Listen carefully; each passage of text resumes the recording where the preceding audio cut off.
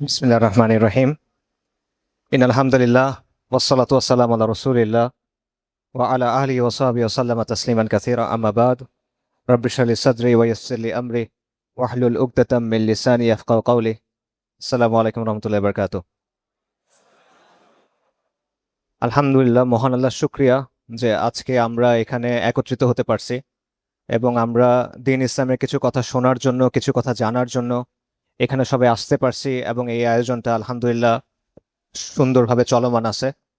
আপনাদের সবাইকে শুকরিয়া সময় করে এখানে আসার জন্য, দ্বীন ইসলামের কিছু কথা শোনার জন্য, কিছু কথা জানার জন্য আপনারা এখানে আসছেন। আল্লাহ আপনাদের নেক নিয়ত কবুল করেন, আপনাদের উত্তম জাযা দেন এবং এই সময়টা আমাদের জন্য উপকারী করে দেন দুনিয়া এবং আখিরাতের জন্য। আমি খাসভাবে শুকরিয়া আদায় করতেছি যেই ভাইরা এই আয়োজন করছেন তাদের জন্য। অনেক মেহনত করছেন, সময় দিয়েছেন, কষ্ট করছেন। আল্লাহ তাদের উত্তম জাযা দান করেন। এবং আমি বিশেষভাবে মুফতি মনোয়ার হোসেন ভাইয়ের শুকরিয়া আদায় করতেছি। মূলত ভাই আমাকে বলছিলেন যে কুড়িগ্রাম আসা দরকার। আমি বগুড়ায় একটা প্রোগ্রামে গেছিলাম, তখন ভাই আমাকে বলতেছিলেন যে কুড়িগ্রামে আসার একটা প্রয়োজনীয়তা আছে। তো তখনই আর কি সিদ্ধান্ত নেওয়া। তো আল্লাহ ভাইকে উত্তম জাযা দান করেন ইনশাআল্লাহ তাআলা। আজকে আমি আপনাদের যে আলোচনাটা করব, আমি আপনাদের তিনটা দায়িত্বের কথা বলবো, দুটা বাস্তবতার কথা বলবো, আর একটা জিনিসের জন্য অনুরোধ করব বা আহ্বান করব। ঠিক আছে? তিনটা দায়িত্ব যেটা আমাদের সবার জন্য, দুটা বাস্তবতা যেটা আমাদের সবার জন্য, আর একটা আহ্বান বা অনুরোধ যেটা আমার পক্ষ থেকে আপনাদের জন্য। কিন্তু সেই প্রশ্নটায় যাবার আগে, সেই আলোচনাটায় যাওয়ার আগে একটা জিনিস একটু প্রশ্ন করা দরকার। সেটা হলো, আমাদের কি এই দিনের জন্য কাজ করা প্রয়োজন কিনা? আমরা এখানে আসছি দিনের ব্যাপারে জানার জন্য, নিজের সময়টা ভালোভাবে ইউজ করার জন্য, এবং আমরা সবাই এটা নিয়ে কনসার্ন যে আমাদের আখিরাতে কি হবে, আল্লাহ আযজা ওয়া জাল্লার সামনে যখন আমরা যাব তখন আমাদের কি অবস্থা হবে। কিন্তু পাশাপাশি একটা হলো ব্যক্তিগত পর্যায়ে আমি আমার নিজের আখিরাতের জন্য কাজ করতেছি, এটা ঠিক আছে, কিন্তু এর বাইরে দ্বীন ইসলামের জন্য আমার কোনো দায়িত্ব আছে কিনা, দ্বীন ইসলামের জন্য আমার কাজ করার প্রয়োজন কিনা। নাকি আমরা শুধুমাত্র লা ইলাহা ইল্লাল্লাহ বলবো এবং সেটা যথেষ্ট হবে, শুধুমাত্র আমরা বলবো যে আমরা ঈমান আনছি এবং সেটা আখিরাতে আমাদের নাজাতের জন্য যথেষ্ট হয়ে যাবে। কোনটা? শুধুমাত্র বললে যথেষ্ট হবে কিনা ভাই? এটা কে বলছেন? এটা আল্লাহ আযজা ওয়া জাল বলছেন। সূরা আনকাবুতে আল্লাহ বলছেন, আলিফ লাম মিম আহাসিবান নাসু আইয়ুতরাকু আইয়াকুলু আমান্না ওয়া হুম লা ইফতানুন। মানুষ কি মনে করছে যে তারা বলবে যে আমরা ঈমান আনছি এবং সেটা তাদের জন্য যথেষ্ট হয়ে যাবে, তারা অব্যাহতি পেয়ে যাবে? ওয়ালাকাদ ফাতান্নাল্লাযীনা মিন ক্বাবলিহিম, আমি তাদের পূর্ববর্তীদের অবশ্যই পরীক্ষা করছি। এবং আল্লাহ কি পরীক্ষা করছেন? আল্লাহ দেখে দিছেন কারা সত্যবাদী এবং কারা মিথ্যাবাদী। অর্থাৎ আমরা শুধুমাত্র মুখে বলবো যে আমরা ঈমান আনছি, আমরা শুধুমাত্র মুখে বলবো যে হ্যাঁ আমি মুসলিম, আমরা শুধুমাত্র মুখে বলবো যে হ্যাঁ আল্লাহ আমি আপনার উপর ঈমান আনছি, এছাড়া যথেষ্ট না। আল্লাহ আমাদের পরীক্ষা করবেন, আল্লাহ যাচাই করে নিবেন, এবং আল্লাহ এটা পূর্ববর্তীদের ক্ষেত্রেও করছেন। এটা শুধুমাত্র আমাদের জন্য বিশেষ কিছু না। সূরা আসরের কথা চিন্তা করেন। ইমাম আশ-শাফিঈ বলছেন যে আল্লাহ আযজা ওয়া জাল যদি কোরআনের মধ্যে শুধু একটা সূরা নাজিল করতেন, এই সূরা আসর, তাহলে এটা মানব জাতির জন্য যথেষ্ট হতো। ইমাম শাফিঈ রাহিমাহুল্লাহ বলছেন, সূরা আসরে আল্লাহ আমাদের কি বলছেন? ওয়াল আসর ইন্নাল ইনসানা লাফি খুসর ইল্লাল্লাযীনা আমানু ওয়া আমিলুস সলিহাত ওয়া তাওয়াসাউ বিল হাক্কি ওয়া তাওয়াসাউ বিস সাবর। নিশ্চয়ই মানুষ ক্ষতিগ্রস্ত তারা ছাড়া যাদের মধ্যে কিছু বৈশিষ্ট্য আছে। বৈশিষ্ট্যগুলো কি? আল্লাহ চারটা বৈশিষ্ট্যের কথা বলছেন। যারা ঈমান আনছে, যারা আমলে সলি করছে, সৎকর্ম করছে, যারা মানুষকে হকের দিকে আহ্বান করছে, পরস্পরকে হকের দিকে আহ্বান করছে, এবং যারা সবর করছে। এই তো এই চারটা কাজ। তো ঈমান আনার পরে আমলে সলি করতে হবে এবং হকের দিকে আহ্বান করতে হবে। এবং যখন আপনি হকের দিকে আহ্বান করবেন তখন কি হবে বলেন? তখন পরীক্ষা হবে, তখন প্রতিকূলতা আসবে। কারণ এটা ওয়ালাকাদ ফাতান্নাল্লাযীনা মিন ক্বাবলিহিম, আল্লাহ পূর্ববর্তীদের পরীক্ষা করছেন। পূর্ববর্তীদের ক্ষেত্রে এই বাস্তবতা ছিল, এই বাস্তবতা আমাদের ক্ষেত্রেও থাকবে। সো এই বিষয়টা প্রথমে মাথায় রাখা, তাহলে আমরা প্রথম পয়েন্টে যাইতে পারবো যে তিনটা দায়িত্ব যেটা আমাদের সবার জন্য, এবং এই দায়িত্বগুলো আমরা নিব কাদের কাছ থেকে? আম্বিয়ায়ে কেরাম আলাইহিমুসসালাতু ওয়াসসালামের কাছ থেকে। ঠিক আছে, দেখেন আম্বিয়ায়ে কেরাম তাদের কওমগুলা ভিন্ন ভিন্ন ছিল, তাদের সময়গুলো ভিন্ন ভিন্ন ছিল, তারা যেই জাতির কাছে আসছে সেগুলো ভিন্ন ভিন্ন, তাদের স্থানগুলো ভিন্ন ভিন্ন, কিন্তু তাদের দাওয়ার ক্ষেত্রে মৌলিক কিছু বিষয় সবসময় বিদ্যমান। এমন কোনো আম্বিয়া না যাদের দাওয়ার মধ্যে আপনারা কিছু মৌলিক বিষয় দেখবেন না। সেই তিনটা বিষয় কি? সেই তিনটা বিষয় হলো, প্রথমত তাওহিদ জানা, বুঝা, মানা এবং তাওহিদের দিকে মানুষকে আহ্বান করা। প্রত্যেক নবী রসুলদের যে দাওয়া ছিল, তাদের যে জীবন ছিল, সেখানে এই তিনটা বিষয় ছিল: তাওহিদ জানা, বোঝা, মানা এবং এই তাওহিদের দিকে আহ্বান করা। ফাআলাম আন্নাহু লা ইলাহা ইল্লাল্লাহ। সো এটা হলো প্রথম বিষয় যেটা আপনি নবী রসুলদের কাছ থেকে আমরা শিখতেছি, যে আমাদের সবার এই কাজটা করতে হবে, তাওহিদ জানতে হবে, বুঝতে হবে, মানতে হবে এবং তাওহিদের দিকে আহ্বান জানাতে হবে। 2 নম্বর যে বিষয়টা, যেটা আপনি প্রত্যেক নবী রসুলের দাওয়ার মধ্যে দেখবেন, সেটা হলো আল আমর বিল মারুফ ওয়া নাহিয়ানিল মুনকার, সৎ কাজের আদেশ এবং অসৎ কাজে নিষেধ। এটা প্রত্যেক নবী রসুলের দাওয়ায় আপনি দেখবেন। আমাদের অনেক ভাই এই বিষয়টা কনফিউজ থাকেন যে আগে তাওহিদ নাকি আগে আমর বিল মারুফ। এই দুটার মধ্যে কোনো সংঘর্ষ নাই। এবং এটা দলিল কি? এটা দলিল হলো যারা দাওয়াতটা সবচেয়ে ভালোভাবে বুঝছেন এবং করছেন তারা। মুসা আলাইহিস সালাম যখন ফিরআউনের কাছে গেলেন, উনি ফিরআউনকে কি বললেন? উনি ফিরআউনকে গিয়ে বললেন যে তুমি এক আল্লাহর ইবাদত করো, তাওহীদের দাওয়াত। তারপর কি বললেন? তুমি বনী ইসরায়েলকে ছেড়ে দাও, বনী ইসরায়েলের উপর যে জুলুম করতেছো এটা বন্ধ করো। এটা কি? আমর বিল মারুফ নাহিল মুনকার। কারণ বনী ইসরায়েল, ফিরআউন কি তখন ইসলাম গ্রহণ করছে? ফিরআউন তখন কি? কাফের এবং তাগুত। খালি কাফের না, সে তাগুত, এবং শুধু তাগুত না, তাগুতের একটা চিহ্ন। সে এখনো পর্যন্ত পুরা বিশ্বে আল্লাহর অবাধ্যতা এবং সীমা লঙ্ঘনের একটা চিহ্ন সে। কিন্তু সেই ব্যক্তিকেও কিন্তু রসুল একই সাথে তাওহীদের দাওয়াত দিচ্ছেন এবং আমর বিল মারুফ নাহিল মুনকার করতেছেন। লূত আলাইহিস সালাম তিনি যখন তার কওমের কাছে গেলেন, তার কওমকে উনি বললেন যে তোমরা এক আল্লাহর ইবাদত করো, এবং তারপর বললো যে তোমরা এমন একটা কাজ করতেছো যেটা সৃষ্টির মধ্যে আর কেউ করে নাই। তোমরা কাম ভাব নিয়ে নারীর বদলে পুরুষের কাছে যাচ্ছ, নিশ্চয়ই তোমরা সীমা লঙ্ঘনকারী জাতি। সেই জাতি তখনও ইসলাম গ্রহণ করছে? করে নাই, কিন্তু তাদেরকে উনি একই সাথে তাওহীদের দাওয়াত দিচ্ছেন এবং আমর বিল মারুফ নাহিল মুনকার করতেছেন। হুদ আলাইসালাম, হুদ আলাইসাল্লাম আদ জাতির প্রতি প্রেরিত হয়েছিল, এবং আদ জাতি কি ছিল? তারা অত্যন্ত অহংকারী ছিল, অত্যাচারী ছিল, জালেম ছিল। হুদ আলাইসাল্লাম তাদেরকে তাওহীদের প্রতি আহ্বান করছেন এবং তাদেরকে বলছেন যে তোমরা তোমাদের এই জুলুমগুলা, তোমাদের এই অত্যাচারগুলা, তোমাদের এই সীমা লঙ্ঘনগুলা বন্ধ করো। শুআইব আলাইসাল্লাম তার কওমের কাছে গেলেন, তার কওমকে তাওহীদের দিকে ডাকলেন, বলল তোমরা এক আল্লাহর ইবাদত করো, আর কারো ইবাদত করবা না। তারপর তিনি তাদেরকে নাহিয়ানিল মুনকার করলেন। শুআইব আলাইসাল্লামের কওমের সীমা লঙ্ঘন কি নিয়েছিল? তারা ওজনে কম দিত, মাপে কম দিত, রাইট? সো তিনি তাদেরকে বললেন যে তোমরা এটা বন্ধ করো। সালি আলাইসাল্লাম সামুদ জাতির কাছে গেলেন। সামুদ জাতির কি ছিল? তারাও ওজনে কম দিত এবং তারা মুসাফিরদের আক্রমণ করত, এবং তারা অবশ্যই মুশরিক ছিল। সালি আলাইসাল্লাম বললেন যে তোমরা ইসলাম গ্রহণ করো, তোমরা তাওহীদ গ্রহণ করো, এক আল্লাহর ইবাদত করো, এবং তোমরা এই অপরাধ বন্ধ করো, তোমাদের যে সীমা লঙ্ঘন সেটা বন্ধ করো। এরকম অসংখ্য উদাহরণ আছে যে আম্বিয়ায়ে কেরাম আলাইহিমুসসালাতু ওয়াসসালাম তারা তাওহীদের দাওয়াত দিয়েছেন এবং আমর বিল মারুফ নাহিল মুনকার করছেন। নবী সাল্লাল্লাহু আলাইহি ওয়াসাল্লামের ব্যাপারে আল্লাহ সুবহানাহু ওয়া তাআলা সূরা আরাফে বলছেন, নবী সাল্লাল্লাহু আলাইহি ওয়াসাল্লাম একটা বৈশিষ্ট্যই হলো যে তিনি তাদেরকে সৎ কাজের আদেশ করেন এবং অসৎ কাজে বারণ করেন। এটা নবী সাল্লাল্লাহু আলাইহি ওয়াসাল্লামের একটা বৈশিষ্ট্য, এবং এরকম অসংখ্য দলিল দেখানো সম্ভব। এবং এটা মাথায় রাখা জরুরি। কারণটা কি? আপনি যখন একটা কাজ করতেছেন, একটা কাজ ভালোভাবে শেখার, জানার, বুঝার উপায়টা কি বলেন? উপায়টা হলো আপনি ওই কাজের যারা মাহের ব্যক্তি, বিশেষজ্ঞ ব্যক্তি, উস্তাদ, তার কাছে যাওয়া, রাইট?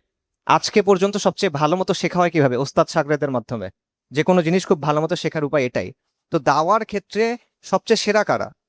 আম্বিয়া কেরাম আলাইহিসসালাম। কোনো জাতিকে ইসলাহ করা, সংস্কার করা, আল্লাহর দিকে আহ্বান করা, দাওয়া ইলাল্লাহ, এগুলাতে শ্রেষ্ঠ কারা? আম্বিয়া কেরাম। মানুষকে বোঝা, মানুষের মনস্তত্ত্ব বোঝা, এগুলোর ক্ষেত্রে সেরা কারা? আম্বিয়া কেরাম। তো তাদের কাছ থেকে আমাদের শিখতে হবে, তাদের কাছ থেকে আমাদের জানতে হবে। সো আপনি দেখেন যে প্রত্যেক আম্বিয়া কেরাম, নবী রসুল, নবী রসুলগণ, তারা তাওহীদের দাওয়াত দিচ্ছেন এবং আমর বিল মারুফ নাহি আনিল মুনকারের কথা বলছেন।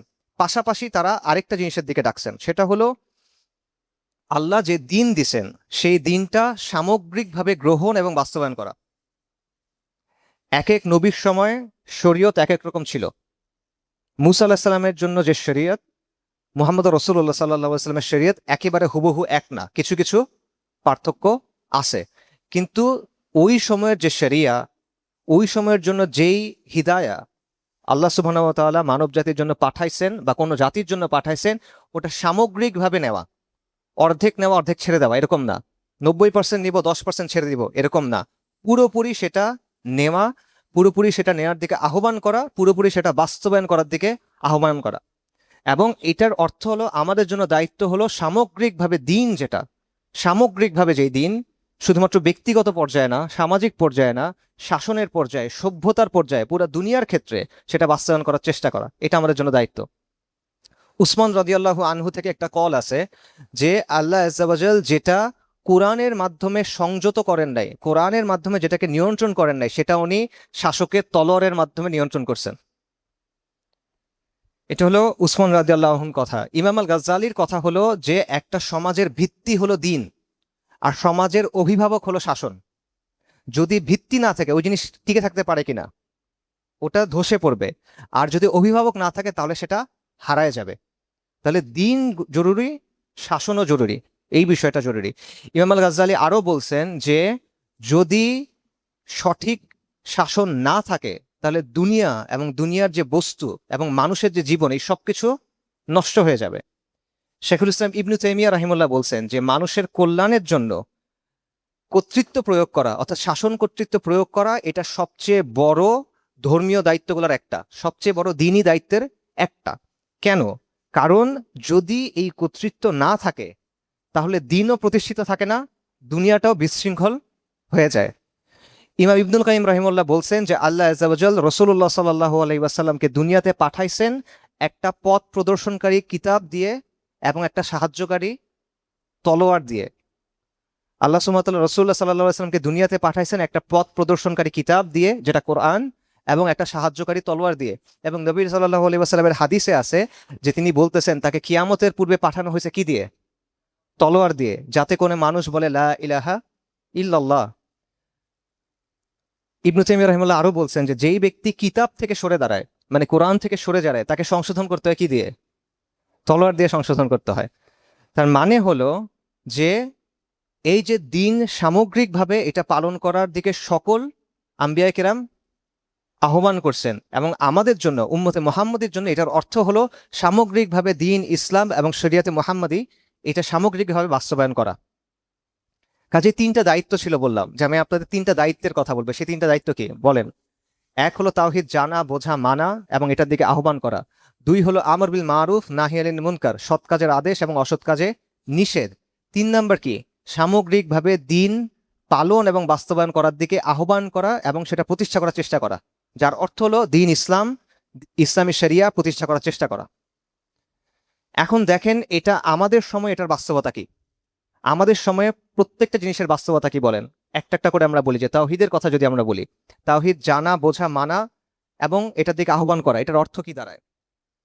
তাওহীদের দুটা শিক্ষা আছে, তাওহীদের দুটো অংশ আছে, একটা হলো কুফর বিত তাগুত আর একটা হলো ঈমান বিল্লাহ, সকল মিথ্যা ইলাহকে অস্বীকার করা এবং এক আল্লাহর ইবাদত করা। ওয়ালাকাদ বাআসনা ফি কুল্লি উম্মাতির রাসূলান আন ইয়াবুদুল্লাহা ওয়াজতানিবুত তাগুত। আল্লাহ আযজা ওয়া জাল বলতেছেন আমি প্রত্যেক উম্মতের কাছে রাসূল প্রেরণ করেছি এই মর্মে যে তোমরা এক আল্লাহর ইবাদত করবা এবং তাগুতকে অস্বীকার করবা। আল্লাহ আযজা ওয়া জাল বলতেছেন লা ইকরাহা ফিদ-দীন ক্বাদ তাবায়্যানার রুশদু মিনাল গাই ফামান ইয়াকফুর বিত-তাগুতি ওয়া ইউমিন বিল্লাহ ফাকাদ ইসতামসাকা বিল উরওয়াতিল উসকা লা ইনফিসামা লাহা। যে দিনের মধ্যে কোনো জোর জবরদস্তি নাই, সত্য এবং মিথ্যা স্পষ্ট হয়ে গেছে, অতঃপর যে তাগুতকে প্রত্যাখ্যান করলো এবং আল্লাহর উপর ঈমান আনলো, সে এমন একটা দৃঢ় রশি ধরে নিল যেটা থেকে সে বিচ্ছিন্ন হবে না কখনো। এই দৃঢ় রশি কি? তাওহীদ। ঠিক আছে, তার মানে হলো তাওহীদ জানা, বোঝা, মানা এবং এটার দিকে আহ্বান করার অর্থ হলো প্রথমত তাগুতকে অস্বীকার করা, তারপর হলো এক আল্লাহকে ইবাদতের যোগ্য একমাত্র সত্তা হিসেবে গ্রহণ করা, মালিক, খালেক, ইলাহ প্রত্যেকটা ক্ষেত্রে একমাত্র আল্লাহ আযজা ওয়া জালকে গ্রহণ করা।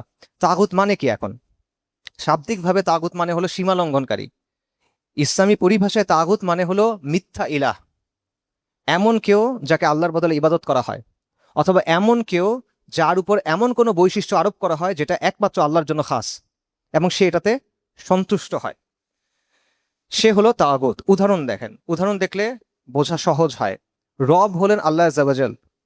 এখন ফিরাউন বলছিল আনা রব্বুকুমুল আলা, আমি হলাম তোমাদের সবচেয়ে শ্রেষ্ঠ রব, সর্বোচ্চ রব। ফিরাউন দাবি করছিল। ফিরাউন তাগুত। জীবন এবং মৃত্যু দেন কে? আল্লাহ আজ্জা ওয়াজাল।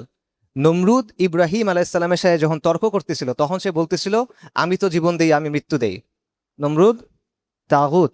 রিজিকের মালিককে আর রাজ্জাককে? আল্লাহ। কিন্তু কেউ যদি এখন বলে যে সে রিজিক দিতে পারে, কেউ যদি বলে সে আরোগ্য দিতে পারে, তাহলে কেউ যদি বলে সে সন্তান দিতে পারে, কোনো সাধু বলল, কোনো পাগলা বলল, কোনো বাবা বলল, তারা কি? তারা তাগুত।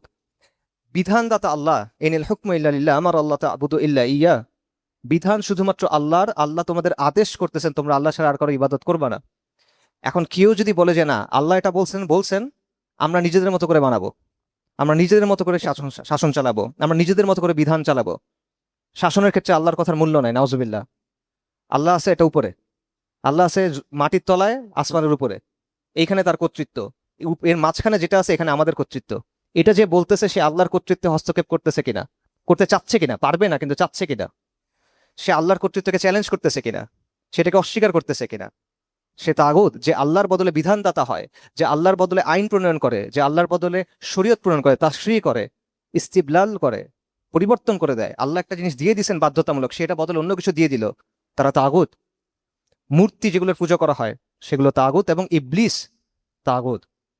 ইমাম ইবনুল কাইয়িম তাগুতের একটা ব্যাখ্যা দিয়েছেন ইলামুল মুওয়াক্কিন এই গ্রন্থে, সেটা আমি আপনাদের পড়ে শোনাই। উনি বলতেছেন তাগুত হলো এমন সবকিছু যার জন্য মানুষ আল্লাহর নির্ধারিত সীমারেখার লঙ্ঘন করে। এবং তাগুত উপাস্য হতে পারে, মাবুদ হতে পারে, তাগুত অনুসরণীয় হতে পারে, মাতবু হতে পারে, এবং তাগুত আনুগত্যের পাত্র হতে পারে। অর্থাৎ উপাস্য, অনুসরণীয়, আনুগত্যের পাত্র, তিনটেই তাগুত হতে পারে। কাজেই প্রত্যেক জাতির তাগুত হলো সেই ব্যক্তি বা সত্তা যার কাছে তারা আল্লাহ এবং তার রাসূলের পরিবর্তে বিচার প্রার্থনা করে। আবার শোনেন, ইমাম ইবনুল কাইয়িম বলতেছেন প্রত্যেক জাতির তাগুত হলো ওই সত্তা যার কাছে তারা আল্লাহ এবং তার রাসূলের পরিবর্তে বিচার প্রার্থনা করে, অথবা আল্লাহকে বাদ দিয়ে যার উপাসনা করা হয়, অথবা আল্লাহর পক্ষ থেকে কোনো সুস্পষ্ট প্রমাণ ছাড়াই যাকে অনুসরণ করা হয়, অথবা এমন কোনো বিষয়ে তার আনুগত্য করা হয় যেই ব্যাপারে আল্লাহর আনুগত্য করার কথা। এরা সবাই তাগুত। এবং ইবনুল কাইয়িম তারপর কি বলতেছেন খেয়াল করেন এবং আমাদের বাস্তবতার সাথে মিলান। ইমাম ইবনুল কাইয়িম বলতেছেন তুমি যদি এগুলো ভেবে দেখো এবং মানুষের অবস্থা বিবেচনা করো, তাহলে তুমি দেখতে পাবে মানুষের অধিকাংশই আল্লাহর ইবাদত থেকে মুখ ফিরিয়ে তাগুতের ইবাদতের দিকে ঝুঁকে গেছে, আর রাসূলুল্লাহ সাল্লাল্লাহু আলাইহি ওয়াসাল্লামের আনুগত্য থেকে মুখ ফিরিয়ে তাগুতের আনুগত্য এবং তাগুতের অনুসরণের দিকে ফিরে গেছে। এখন আপনি আমাদের বাস্তবতার সাথে মেলান। কেন আমরা এই কথা বলতেছি? আমরা বলতেছি আমাদের দায়িত্বের মধ্যে প্রথম দায়িত্ব হলো কি? তাওহীদ জানা, বোঝা, মানা, বাস্তবায়ন করা এবং এটার দিকে মানুষকে আহ্বান করা। এবং তাওহীদের শর্ত কি? আল্লাহর ইবাদত, ইমান বিল্লাহ, কুফর বিত তাগুত, তাগুতকে অস্বীকার করা। তাগুতকে না চিনলে অস্বীকার করবেন কিভাবে? তো এই হলো তাগুতের পরিচয়। সো আমাদের সময়ের বাস্তবতা দেখেন, প্রত্যেক সময়ের ফিতনাগুলা মৌলিকভাবে এক, মৌলিকভাবে এক। ইমান এবং তাওহীদের ফিতনা এগুলা, অথবা সীমা লঙ্ঘনের ফিতনা, কিন্তু ম্যানিফেস্টেশন মানে বহিঃপ্রকাশটা একটু ভিন্ন হয়। সো ইব্রাহিম আলাইসাল্লামের সময়, ইব্রাহিম আলাইসাল্লামের যুগের মানুষেরা শিরক করতো কিভাবে? তারা মূর্তির পূজা করত। রাসূলুল্লাহ সাল্লাল্লাহু আলাইহি ওয়াসাল্লামের সময়ে তারা শিরক করতো কিভাবে? তারা ইলাহ হিসেবে একমাত্র আল্লাহকে গ্রহণ করতো না। তারা বলতো আল্লাহ খালেক। আল্লাহ কোরআনে বলছেন যে কুরাইশ স্বীকৃতি দিত যে তাদেরকে সৃষ্টি করছেন আল্লাহ। কুরাইশ স্বীকৃতি দিত যে দুনিয়া এবং এর মধ্যে যা কিছু আছে এগুলোর মালিককে? আল্লাহ। কিন্তু তারা ইবাদতটা শুধু আল্লাহর জন্য করতো না। কেন? লিইউকাররিবুনা ইলাল্লাহি যুলফা। কারণটা হলো আমরা এদের ইবাদত করি যাতে করে এরা আমাদের আল্লাহর নিকটবর্তী করে। মানে ভালো নিয়ত আছে ওদের, ওদের নিয়তটা ভালো, সে আল্লাহর নিকটবর্তী হইতে চায়। এই জন্য সে লাত, মানাত, উজ্জা, হুবাল এগুলার ইবাদত করে, এগুলোর সামনে সিজদা দেয়, এগুলোর সামনে গিয়ে পশু জবাই করে। কুরাইশের অবস্থা ছিল এটা। কুরাইশকে আল্লাহ কি বলছেন? তারা কি মুশরিক নাকি মুমিন? মুশরিক। আর বর্তমানের অবস্থা কি বলেন?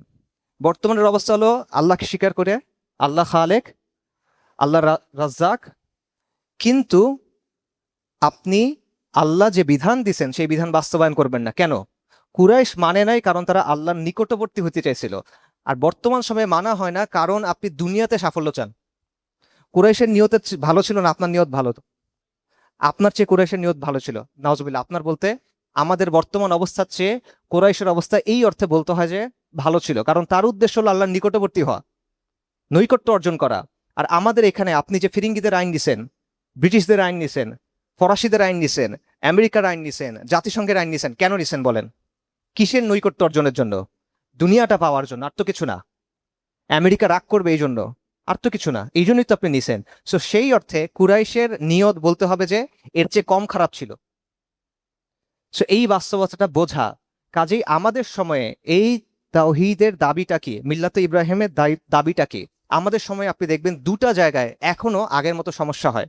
প্রথম সমস্যা হলো যে কিছু ব্যক্তি, জীবিত অথবা মৃত, তাদের ক্ষেত্রে এমন বৈশিষ্ট্য আরোপ করা হয় যেটা আল্লাহর জন্য সুনির্দিষ্ট।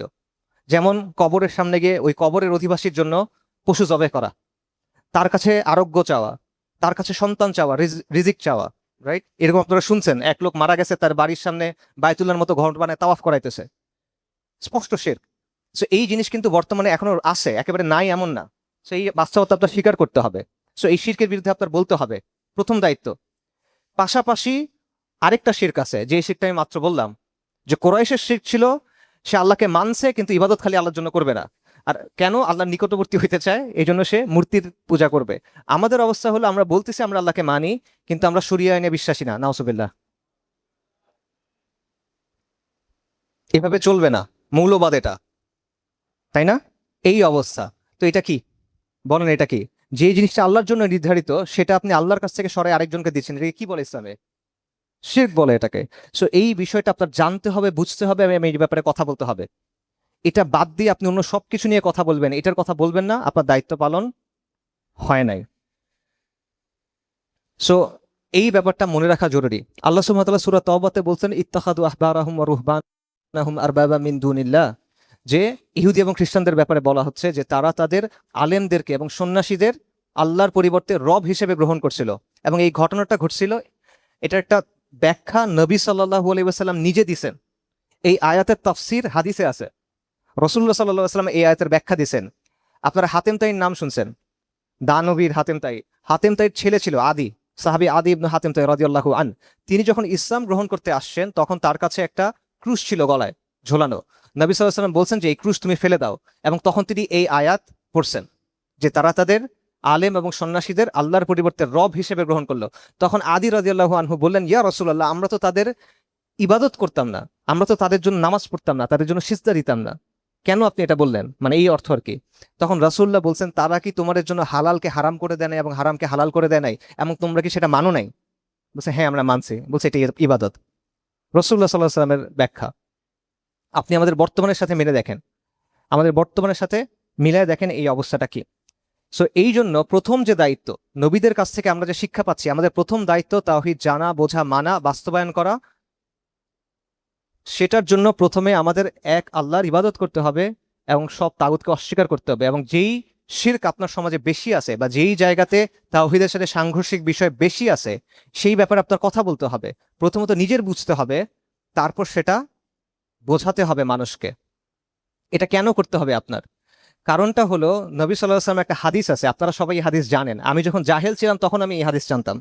সেটা হলো যে লা ইলাহা ইল্লাল্লাহতে যে বিশ্বাস করলো এবং এই বিশ্বাসের উপর যে মারা গেল, সে কোথায় যাবে? জান্নাতে যাবে। এবং বুখারী শরীফের হাদিস আছে, আবু যার রাদিয়াল্লাহু আন, তার সামনে নবী সাল্লাল্লাহু আলাইহি ওয়াসাল্লাম যখন এটা বলছেন উনি অবাক হয়ে গেছেন। উনি বলতেছেন, ইয়া রাসূলুল্লাহ, যদি সে চুরি করে এবং জিনা করে তাহলেও, মানে লা ইলাহা ইল্লাল্লাহ বিশ্বাস করছে এই জন্য চুরি করার পরেও, জিনা করার পরেও সে জান্নাতে যাবে? ওনার কাছে এটা অবিশ্বাস্য মনে হচ্ছে। রাসূলুল্লাহ বলছেন, হ্যাঁ। আবু যর রাদিয়াল্লাহু আনহু আবারও জিজ্ঞেস করছেন, ইয়া রাসূলুল্লাহ, যদি সে চুরি করে এবং জিনা করে তাহলেও? রাসূলুল্লাহ সাল্লাল্লাহু আলাইহি ওয়াসাল্লাম বলছেন, হ্যাঁ। আবু যর রাদিয়াল্লাহু আনহু তৃতীয়বার জিজ্ঞেস করছেন, ইয়া রাসূলুল্লাহ, যদি সে চুরি করে এবং জিনা করে তাহলেও? ওনার কাছে মানতে কষ্ট হচ্ছে যে চুরি করা, জিনা করা, এত ভয়ঙ্কর গুনাহ করার পরেও জান্নাতে যাবে? রাসূলুল্লাহ সাল্লাল্লাহু আলাইহি ওয়াসাল্লাম বলছেন, হ্যাঁ, এবং যদিও আবু যরের সেটা অপছন্দ হয়। তো এই জিনিসটা আমি জাহিলিয়াতের সময়ও জানতাম। কারণ আমার তখন চিন্তা ছিল, মানে জাহিলি সময়ের বুদ্ধি আর কি, যে যত গুনাহ করছি করছি, কিন্তু লা ইলাহা ইল্লাল্লাহ মুহাম্মাদুর রাসূলুল্লাহ তো আছে, তো একসময় না একসময় জান্নাতে যাব ইনশাআল্লাহ। যত গুনাহ করছি একটা ছোটখাটো শাস্তি হবে, নাউজুবিল্লাহ, এটা জাহালাতের চিন্তা আর কি, কিন্তু একসময় না একসময় তো জান্নাতে যাচ্ছি, শিরক তো করি নাই কখনো। কিন্তু যখন আপনি এই বাস্তবতা বুঝবেন যে এই যে আমি এতক্ষণ যা বললাম, বিধানকার আল্লাহর, শাসন কর্তৃত্বকার আল্লাহর, শরীয়তের মালিককে আল্লাহ, সেইখানে আপনি আরেকজনকে মেনে নিছেন, সেখানে আপনি আরেকজনকে আইন প্রণেতা বানাইছেন, সেখানে আপনি আরেকজনকে আইন প্রণেতা হওয়ার জন্য আপনার প্রতিনিধি বানাইছেন, এরপর আপনি কিভাবে আল্লাহর কাছে গিয়ে বলবেন হ্যাঁ আমি তাওহীদ বুঝছিলাম, তাওহীদের উপর ছিলাম, অতএব আমি জান্নাত দাবি করব আপনার কাছে? এটা আল্লাহর কাছে আপনি বলতে পারবেন না। তো এই বিষয়টা মাথায় রাখা জরুরি। দ্বিতীয় যে পয়েন্ট সেটা হলো, আমাদের তৃতীয় দায়িত্ব হলো আমর বিল মারুফ নাহি আনিল মুনকার, সৎ কাজের আদেশ করা এবং অসৎ কাজের নিষেধ করা, এবং এটা উম্মতে মুহাম্মাদের বৈশিষ্ট্য। আল্লাহ সুবহানাহু ওয়া তাআলা কোরআনে কি বলছেন? কুনতুম খায়রা উম্মাতিন উখরিজাত লিন-নাস, তোমরা হলো মানব জাতির মধ্যে শ্রেষ্ঠ উম্মত, যাদেরকে তোলা হয়েছে। কেন করা হয়েছে? কারণ তা'মুরুনা বিল মারুফি ওয়া তানহাউনা আনিল মুনকার ওয়া তু'মিনুনা বিল্লাহ, কারণ তোমরা সৎ কাজের আদেশ করো, অসৎ কাজে নিষেধ করো, এবং তোমরা ঈমান আনছো। সেটা আমাদের বৈশিষ্ট্য। তো আমাদের সৎ কাজের আদেশ এবং অসৎ কাজের নিষেধ করতে হবে, এবং যেটা সমাজে বিরাজমান সেটা নিয়েই বলতে হবে। আপনার সামনে এক লোক এসে মদ খাইতেছে, আপনি তাকে গিয়ে বলতেছেন যে ভাই আপনি আম, দাড়িটা বড় করেন, এটা হইল না।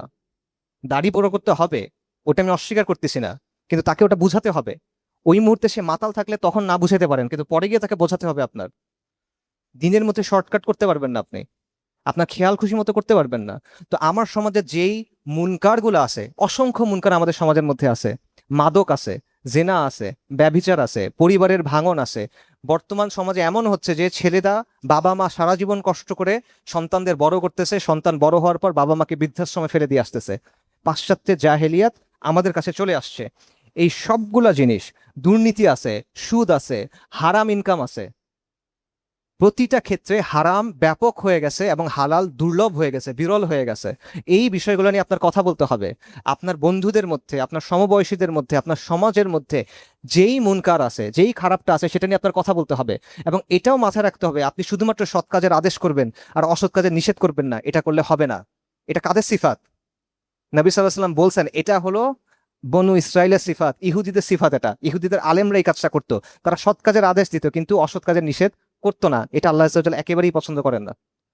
তো এই জিনিস যদি আমাদের মধ্যেও দেখা যায়, আমাদের অত্যন্ত শঙ্কিত হওয়া উচিত যে আপনি সৎ কাজের কথা বলতেছেন, মিষ্টি খাওয়া সুন্নাত এসব বলতেছেন, কিন্তু আপনার সামনে একটার পর একটা মুনকার হচ্ছে, সমাজ নষ্ট হয়ে যাচ্ছে, সেখানে আপনার কোনো ভূমিকা নাই, আপনি আপনার মতো একা রয়ে গেছেন। এটা হবে না। আপনাকে ওটার বিরুদ্ধে বলতে হবে, যতদূর পারেন অটুক বলবেন। নবী সাল্লাল্লাহু আলাইহি ওয়াসাল্লামের হাদিস আপনারা জানেন যে কেউ যখন খারাপ কিছু দেখে, তার দায়িত্ব কি? সম্ভব হলে হাত দিয়ে বাধা দিবে, না পারলে মুখে বলবে, না পারলে অন্তরে করবে। তো আপনি মুখে বলবেন, সমস্যা কি? আপনি হাত দিয়ে বাধাইতে পারবেন না হয়তো, বাস্তব আপনি পারবেন না, অনেক ক্ষেত্রেই আপনি দুর্বল, কিন্তু আপনি মুখে বলেন।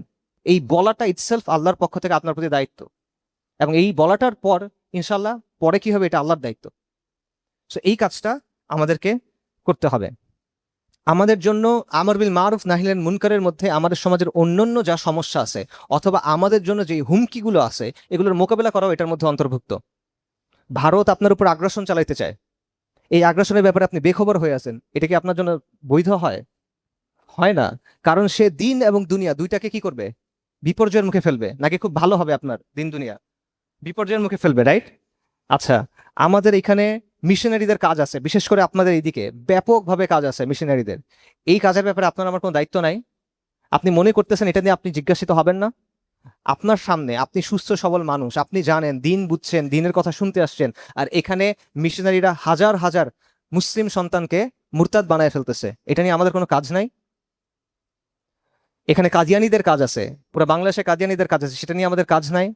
তাদেরকে মুসলিম ঘরে জন্ম নেওয়া শিশুদেরকে নাস্তিক বানানো হচ্ছে বা মুলহিদ বানানো হচ্ছে লিবারালিজম বা অন্যান্য আদর্শের মাধ্যমে, সেখানে আমাদের কাজ নাই? এই প্রত্যেকটা আমাদের দায়িত্বের মধ্যে পড়ে। এইখানে পার্বত্য চট্টগ্রাম আলাদা করে ফেলতে চায়, সেখানে একটা খ্রিস্টান প্রধান রাষ্ট্র বানানোর পরিকল্পনা আছে। ওলামায়ে কেরাম অনেক আগে থেকে বলে আসতেছেন এটা, পূর্ব তিমুরের মতো করে। আপনারা কি শুনছেন? সেটা আপনার কাজের মধ্যে পড়ে না, আপনার দায়িত্বের মধ্যে পড়েন না? সো এরকম অনেকগুলা বিষয় আছে যেগুলো আমর বিল মারুফ নাহিয়ানিল মুনকারের ভেতরে পড়ে, যেখানে কাজ করা আমাদের দায়িত্ব। এরপরে আসেন দুইটা দায়িত্বের কথা আমরা বললাম, এক হলো তাওহীদ জানা, মানা, বোঝা, তাওহীদের দিকে আহ্বান করা। তারপর হলো আমর বিল মারুফ নাহিল মুনকার। তৃতীয় যে পয়েন্টটা নবীদের দাওয়া থেকে আমরা পাই সেটা হলো দিনকে সামগ্রিকভাবে পালন করা, বাস্তবায়ন করার দিকে আহ্বান করা, যেটা আমাদের জন্য এই দায়িত্বের অর্থ হলো দিন প্রতিষ্ঠা করার চেষ্টা করা, আল্লাহর জমিনে আল্লাহর দিনকে কায়েম করার চেষ্টা করা। এইটা আমাদের দায়িত্ব। এটা কেন দায়িত্ব? কারণ যতগুলো সমস্যা বলতেছি এগুলো কোনো না কোনোভাবে এটার সাথে জড়িত। যদি এখানে শাসনটা মুসলিমদের হইতো, আপনি মনে করেন যে এরকম হইতো যে যারা মিশনারিদের যে দাওয়া সেটা সরকারের পৃষ্ঠপোষকতা পায়, আর মুসলিম যে দাওয়া সেটা সরকারের পক্ষ থেকে বাধার সম্মুখীন হতে হয়। এটি তো বাস্তব।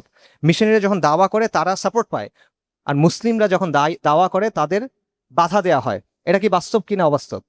বাস্তব। এই বাস্তব কেন? এই শাসন কর্তৃত্বের জন্য। যেই শিরকের কথা আমরা বললাম, একটা হলো কবরের শিরক, একটা হলো প্রাসাদের শিরক। কবরের শিরক তো বুঝছেন, প্রাসাদের শিরক কোনটা? যে শাসন কর্তৃত্বের ব্যাপারে, বিধানের ব্যাপারে, হুকুমের ব্যাপারে, আইনের ব্যাপারে, বিচারের ব্যাপারে আপনি আল্লাহর বদলে 300 জন বানায় নিছেন নিজের মতো করে। কোরাইশ 360টা বানিয়েছিল, আপনি 300 জন বানায় নিছেন। সো এই শিরকটাও কেন হচ্ছে? এই দিন কায়েম না থাকার কারণে। যে আমর বিল মারুফ নাহিল মুনকারের কথা আমরা বলতেছি, যে মুনকারগুলোর কথা বলতেছি, প্রত্যেকটা যদি স্থায়ীভাবে আপনার সমাধান করতে চান, আপনার শাসন কর্তৃত্বের প্রয়োজন। এটা ছাড়া আপনি পারবেন না। সো এইগুলা একসাথে জড়িত। কিন্তু এই যে শাসন কর্তৃত্ব প্রতিষ্ঠা করার যে ব্যাপারটা, এই ব্যাপারটা একটা লম্বা প্রক্রিয়া। কারণটা হলো আমরা বর্তমানে এমন একটা ব্যবস্থায় আছি যে পুরা কাঠামোটা তৈরি হয়েছে কুফরের উপরে। এইখানে ব্রিটিশরা আসছে, ব্রিটিশরা এসে তাদের ব্যবস্থাটা আমাদের উপর জোর করে চাপাই দিছে। 200 বছর সেই ব্যবস্থায় আমাদেরকে শাসন করছে। তারপর তারা যাওয়ার সময় একই ব্যবস্থা চালায় যাচ্ছে, কিন্তু আমাদের মতো গায়ের রং, আমাদের মতো নাম, চেহারা দেখতে আমাদের মতো এমন কিছু মানুষকে দিয়ে সেটা এখন চালানো হচ্ছে। এই জন্য আমি এখন আর বুঝতেছি না। অথচ যতদিন ব্রিটিশের শাসন ছিল, আমাদের পূর্বপুরুষরা ধারাবাহিকভাবে তাদের বিরুদ্ধে লড়াই করে গেছেন, ধারাবাহিকভাবে তাদের বিরুদ্ধে দাওয়াত দিয়ে গেছেন, ধারাবাহিকভাবে তাদের বিরুদ্ধে বিদ্রোহ করে দিয়েছেন। একের পর এক ব্রিটিশ লেখকরা লিখে রাখছে যে হিন্দুরা হলো খুবই অনুগত ভদ্র প্রজা, আর মুসলিমরা হলো বিদ্রোহী প্রজা, সুযোগ পাইলে বিদ্রোহ করে। এটা হলো আমাদের ঐতিহ্য যে আমরা বিদ্রোহ করে আসছি। কিন্তু যখনই ব্রিটিশ চলে গেল, ফিরিঙ্গি চলে গেল, আর সেই জায়গায় আপনাকে একটা আপনার মতো চেহারার মানুষকে বসাই দিল, আপনি এখন আর বাস্তবতা বুঝতেছেন না। এখন আপনি মনে করছেন হ্যাঁ ঠিক আছে, হয়ে গেছে, সব সমাধান হয়ে গেল, স্বাধীন হয়ে গেছি আমি। তো বাস্তব না, হুবহু একই জিনিস চলতেছে। শাসনের ক্ষেত্রে, আইনের ক্ষেত্রে, বিধানের ক্ষেত্রে, বাহিনীর ক্ষেত্রে, কাঠামোর ক্ষেত্রে কোন জিনিসটা বদলাইছে বলেন? শুধু মানুষের গায়ের রংটা বদলাইছে, তার নামটা বদলাইছে, সে আপনার ভাষায় কথা বলে, সে যে গোরা না আর কি, মানে সাদা না সে। এর বাইরে কি পরিবর্তন? কোনো পরিবর্তন নাই। সো ওই জিনিসটা যখন আপনি বদলাতে চান, তখন আপনার একটা আমূল পরিবর্তন আনতে হবে। আমাদের শিক্ষা ব্যবস্থা থেকে শুরু করে প্রতিটা জিনিস এভাবে চলে। একটা আপনার আমূল পরিবর্তন দরকার, যেটাকে বৈপ্লবিক রূপান্তর বলে। এবং বৈপ্লবিক রূপান্তর একটা একদিনের বিষয় না। এটা এমন না যে আপনি কালকে গিয়ে বললেন যে হ্যাঁ ঠিক আছে, এটা ইসলামী প্রজাতন্ত্র বাংলাদেশ, তার মানে এটা শরীয়ত কায়েম হয়ে গেছে। ব্যাপারটা এরকম না। এই কাঠামোটা আপনার বদলায় ফেলতে হবে। সো এই যে গায়রুল্লাহর যে নিজাম, সেটা সরাই ইসলামের যে নিজাম আনার প্রক্রিয়া বা যে ব্যাপারটা, এটা একটা বৈপ্লবিক রূপান্তর। এবং আবুল হাসান আলী নাদভী রাহিমাহুল্লাহ বলছেন মাদা খাসির আল এলাম, যেটা যে মুসলমানদের পতনে বিশ্ব কি হারালো, সেই বই উনি বলছেন যে নবী সাল্লাল্লাহু আলাইহি ওয়াসাল্লাম যে বিপ্লব আনছেন, এটা হলো একটা সভ্যতার বিপ্লব, পৃথিবীর ইতিহাসের গতিপথ পরিবর্তন করে দেওয়া বিপ্লব। তা আমরা অত বড় বিপ্লব আনতে পারবো না স্বাভাবিকভাবে, নবী যেটা পারে ওটা উম্মত পারবে না স্বাভাবিকভাবে। কিন্তু আপনার চেষ্টা করতে হবে, অন্তত আপনার এই জায়গাটাতে আপনার এই চেষ্টাটা করতে হবে, এবং এটা একদিনের বিষয় না। সো আবারও বলি যে আমি বলছিলাম আমি আপনাদের 3টা জিনিসের কথা বলবো, 3টা দায়িত্বের কথা বলবো। এটা হলো সেই 3টা দায়িত্ব। এক, তাওহীদ জানা, বোঝা, মানা, বাস্তবায়ন করা এবং এর দিকে আহ্বান করা। 2, আমর বিল মারুফ নাহিল মুনকার, সৎ কাজের আদেশ এবং অসৎ কাজে নিষেধ করা। 3, আল্লাহর দিনকে সামগ্রিকভাবে পূর্ণাঙ্গভাবে বাস্তবায়ন করার চেষ্টা করা। আপনি পারবেন কিনা এটা দরকার নাই, সমস্যা নাই। পারার ব্যাপারটা কার হাতে? আল্লাহ আযজা ওয়া জাল্লার হাতে। আপনি চেষ্টা করবেন যাতে আল্লাহর সামনে গিয়ে আপনার ওজর থাকবে। এবং এটা আপনি কেন করতেছেন? এটা করলে কি আপনি বুজুর্গ হয়ে যাবেন, অনেক আল্লাহর ওয়ালি হয়ে যাবেন, আপনি অনেক আমলদার মানুষ হয়ে যাবেন, আবেদ হয়ে যাবেন, কিছুই হবেন না। এটা আপনি করতেছেন আপনার নাজাতের জন্য। এটা আপনি করতেছেন আল্লাহ আযজা ওয়া জাল্লার সামনে গিয়ে যেন আপনি ওজর দিতে পারেন এই জন্য। কারণ আপনার চারপাশের বাস্তবতা আজকে দেখেন। আজকে প্রায় 2 বছর ধরে বাইতুল মাকদিসে মুসলিম উম্মাকে ভয়ঙ্করতম গণহত্যা চালানো হচ্ছে। এগুলো আপনি জানেন কি জানেন না? আপনার চোখের সামনে কিনা? আপনার চোখের সামনে, আপনার দায়িত্ব আছে কিনা? আপনাকে পাকড়াও করা হবে কিনা? আল্লাহর কাছে হেফাজত চাই, আশ্রয় চাই আমরা। আপনার জবাব আছে কোনো? আপনার পাশে আসামে কি হচ্ছে? আপনার পাশে উত্তরপ্রদেশে কি হচ্ছে? আপনার পাশে কাশ্মীরে কি হচ্ছে? আরাকানে কি হচ্ছে? আপনার কাছে জবাব আছে? নাই আপনার কাছে জবাব। উইঘুরে কি হচ্ছে? আপনার কাছে জবাব নাই। নবী সাল্লাল্লাহু আলাইহি ওয়াসাল্লামকে অবমাননা করা হচ্ছে, আক্রমণ করা হচ্ছে, আপনার কাছে জবাব আছে কিনা? আল্লাহ যদি এই প্রশ্ন আপনাকে করেন, আপনি ওখান থেকে বের হয়ে আসতে পারবেন কিনা? আমরা আল্লাহর কাছে আশ্রয় চাই এই বিচার থেকে, আল্লাহর পাকড়াও থেকে। আপনি আল্লাহর কাছে নাজাত পাওয়ার জন্য এটা করবেন, আর কোনো কিছুর জন্য এটা করবেন না। এটা করে আপনি কারো ফেভার করতেছেন না, এটা করে আপনি অনেক বড় আমলদার ব্যক্তি হয়ে যাচ্ছেন না, এটা আপনি জাহান্নামের আগুন থেকে বাঁচার জন্য করবেন। উমর রাদিয়াল্লাহু আন আবু মুসা আল আশআরীকে প্রশ্ন করছেন যে তুমি কি আশা করো যে আল্লাহ আযজা ওয়া জাল তোমার সাথে কিরকম আচরণ করবেন? আবু মুসা আল আশআরী রাদিয়াল্লাহু আন বলতেছেন যে আমি জাহিলিয়াতের পরে ইসলাম গ্রহণ করছি, আমি নবী সাল্লাল্লাহু আলাইহি সাল্লামের সাথে জিহাদ করছি, আমি হিজরত করছি, আমি সাদাকা দিছি, আমি নফল ইবাদত করছি, আমি কিয়ামুল লাইল করছি, তাই আমি আশা করি আল্লাহ আযজা ওয়া জাল আমাকে জান্নাত দিবেন। উমর রাদিয়াল্লাহু আন অবাক হয়ে গেছেন, উনি বলছেন তুমি এত কিছু কিভাবে আশা করো? আমি তো এতটুকু আশা করি যে আমার গুনাহ আর আমার নেক কাজ সমান সমান হবে, আর আল্লাহ আমাকে জাহান্নামে ফেলবেন না। এটা হলো আমিরুল মুমিনিন উমর ইবনুল খাত্তাব রাদিয়াল্লাহু আনহুর অবস্থা। আপনি আর আমি কোন জায়গায় আছি বলেন? সেটা মনে করার কোনো কারণ নাই যে এগুলো অনেক এক্সট্রা কাজ করতেছেন। এটা হলো আপনার নাজাতের জন্য আপনার যেটা করতে হবে সেটা, আমাদের সবার করতে হবে যেটা সেটা। সো এটা হলো প্রথম পয়েন্ট, যে তিনটা বিষয়, তিনটা দায়িত্ব আমাদের। পরের পয়েন্টে আসি, সেটা হলো দুটা বাস্তবতা যেটা আমাদের বুঝতে হবে। আমরা বুঝলাম যে আমাদের তাওহীদ বুঝতে হবে, জানতে হবে, মানতে হবে এবং এটার দিকে আহ্বান করতে হবে। আমরা বুঝলাম যে আমাদের আমর বিল মারুফ নাহি আনিল মুনকার করতে হবে। আমরা বুঝলাম যে আমাদের আল্লাহর জমিনে আল্লাহর দ্বীন পরিপূর্ণভাবে বাস্তবায়নের চেষ্টা করতে হবে। এরপরের প্রশ্ন, যে আমাদের বর্তমান হালতটা কি, আমাদের বর্তমান অবস্থাটা কি, এটা আমাদেরকে বুঝতে হবে। আমাদের বর্তমান অবস্থা কি ভাই? যে আমরা 90% মুসলিমের দেশ, মাশাআল্লাহ, নাকি? হ্যাঁ, আমরা এই কথাটা অনেক বলি এবং এটা বলে আমরা অনেক আত্মতৃপ্তিতে ভুগি যে হ্যাঁ খুব ভালো, আমরা মুসলিমরা এইটা করলে ওরা ভেসে যাবে, আমরা মুসলিমরা সেটা করলে ওদের চিন খুঁজে পাওয়া যাবে না। এগুলো আমরা বলি, এগুলো হলো বাগাড়ম্বর। বাস্তবতা কি?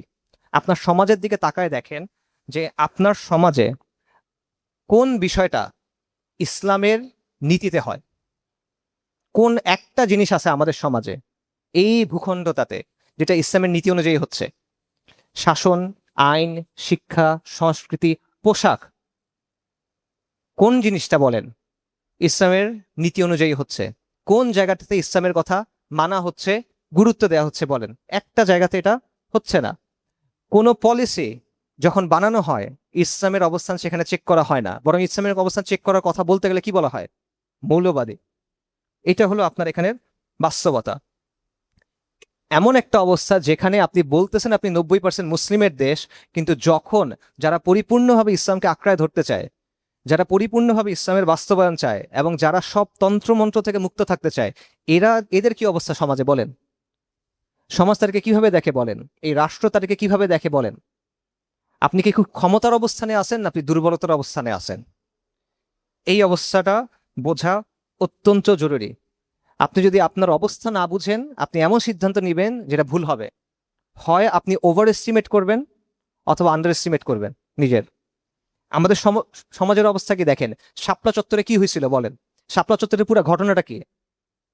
কিছু শয়তান নবী সাল্লাল্লাহু আলাইহি ওয়াসাল্লামের অবমাননা করছে। এটার বিরুদ্ধে ওলামায়ে কেরাম রাস্তায় শান্তিপূর্ণভাবে এসে একটা আন্দোলন করতেছেন যাতে এদের বিচার করা হয়, তাই তো? এবং তারা আইন চাইছেন যে তাদের বিরুদ্ধে যেন ব্লাসফেমি আইন প্রণয়ন করা হয়। এটা কিন্তু ইসলামের সমাধান না। ওনারা কিন্তু প্রচলিত আইনেই সমাধান চাইছেন, ইসলামের শরীয়ত অনুযায়ী সমাধান কিন্তু চান নাই, প্রচলিত আইনেই চাইছেন। এটা যখন চাওয়া হয়েছে, তাদেরকে রাতের অন্ধকারে ম্যাসাকার করা হয়েছে। আজকে পর্যন্ত সেটা কোনো বিচার হয় নাই, আজকে 12 বছর। শুধু তাই না, যখন এই যে যাদেরকে তাওহীদি জনতা বলা হয়, এদের নিয়ে যখন আলোচনা হয়, আপনারা দেখবেন অনেক মানুষ বলবে যে শাপলা চত্বর 2.0 লোডিং, যে শাপলা চত্বরে রিপিট হইতে হবে, এদেরকে শাপলা চত্বরের মতো করে আবার মারতে হবে।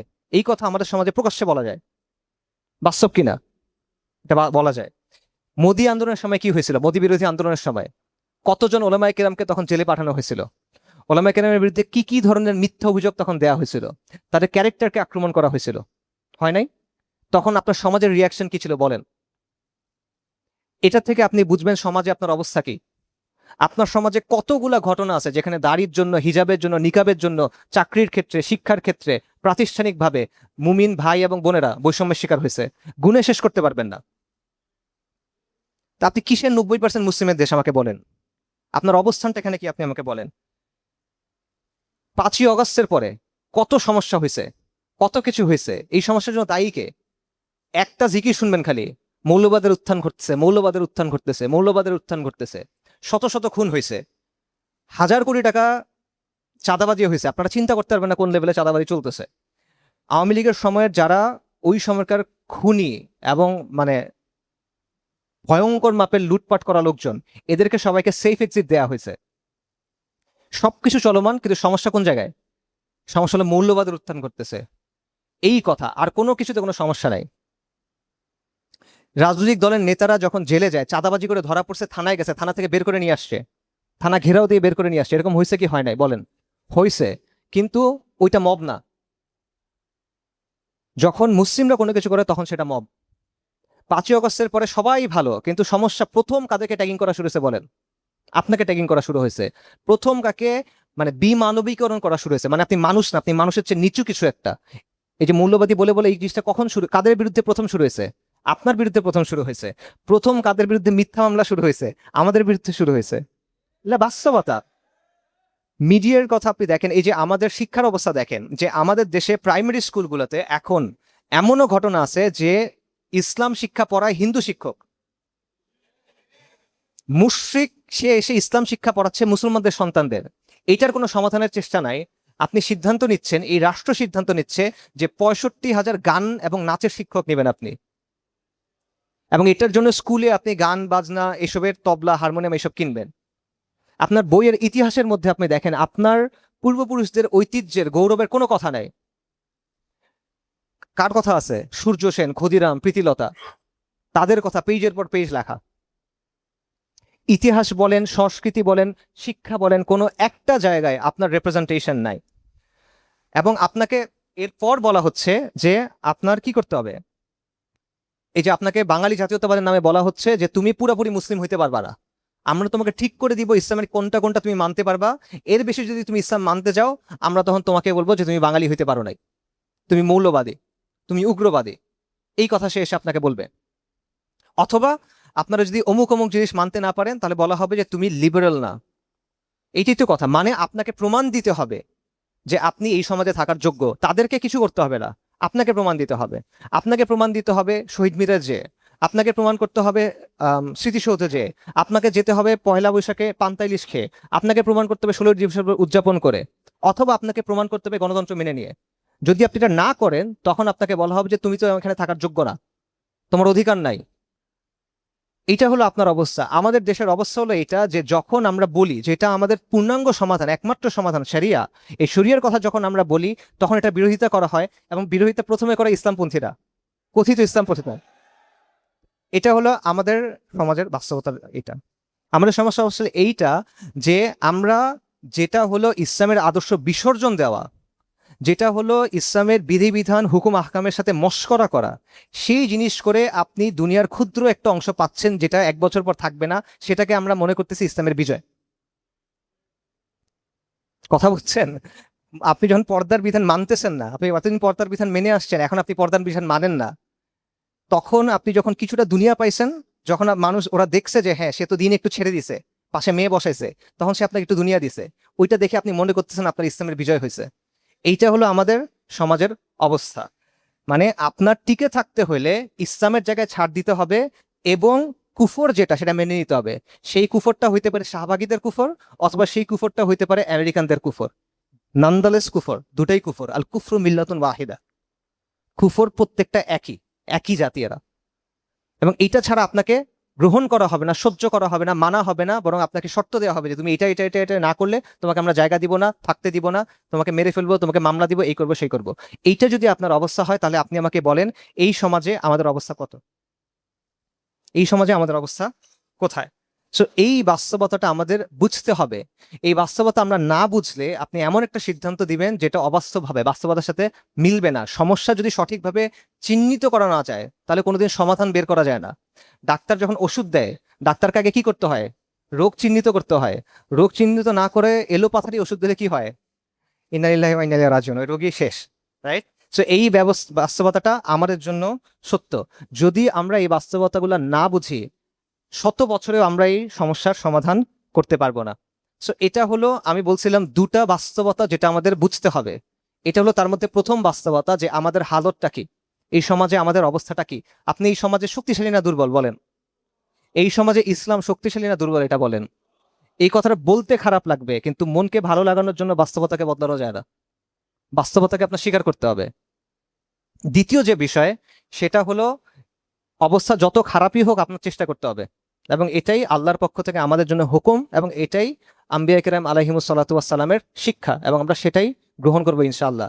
কিন্তু আমার বুঝতে হবে আমি কোন জায়গায় আছি, আমি কোন স্তরে আছি, কোন মারহালাতে আছি, ঠিক আছে, কোন স্টেজে আছি, এই জিনিসটা আমার বুঝতে হবে। ব্যাপারটা ভাবে চিন্তা করেন যে ঢাকা থেকে মক্কা যাওয়া আর মদিনা থেকে মক্কা যাওয়া একরকম না। দুটাই মক্কাতে যাওয়া, কিন্তু দুটার সময়কালটা কি একই কিনা, পদ্ধতি একই হবে কিনা, তফাৎ হবে। কুড়িগ্রাম থেকে ঢাকা যাওয়া আর চট্টগ্রাম থেকে ঢাকা যাওয়াও এক না। অর্থাৎ আপনি কোন জায়গায় আছেন সেটার ভিত্তিতে পার্থক্য হবে। আপনি মনে করতেছেন আমার কাজ হলো 100 পুরা করা, ঠিক আছে, 100 পুরা করা। এখন আপনার হাতে যদি 90 থাকে, তাহলে 100 পুরা করতে বাকি কত?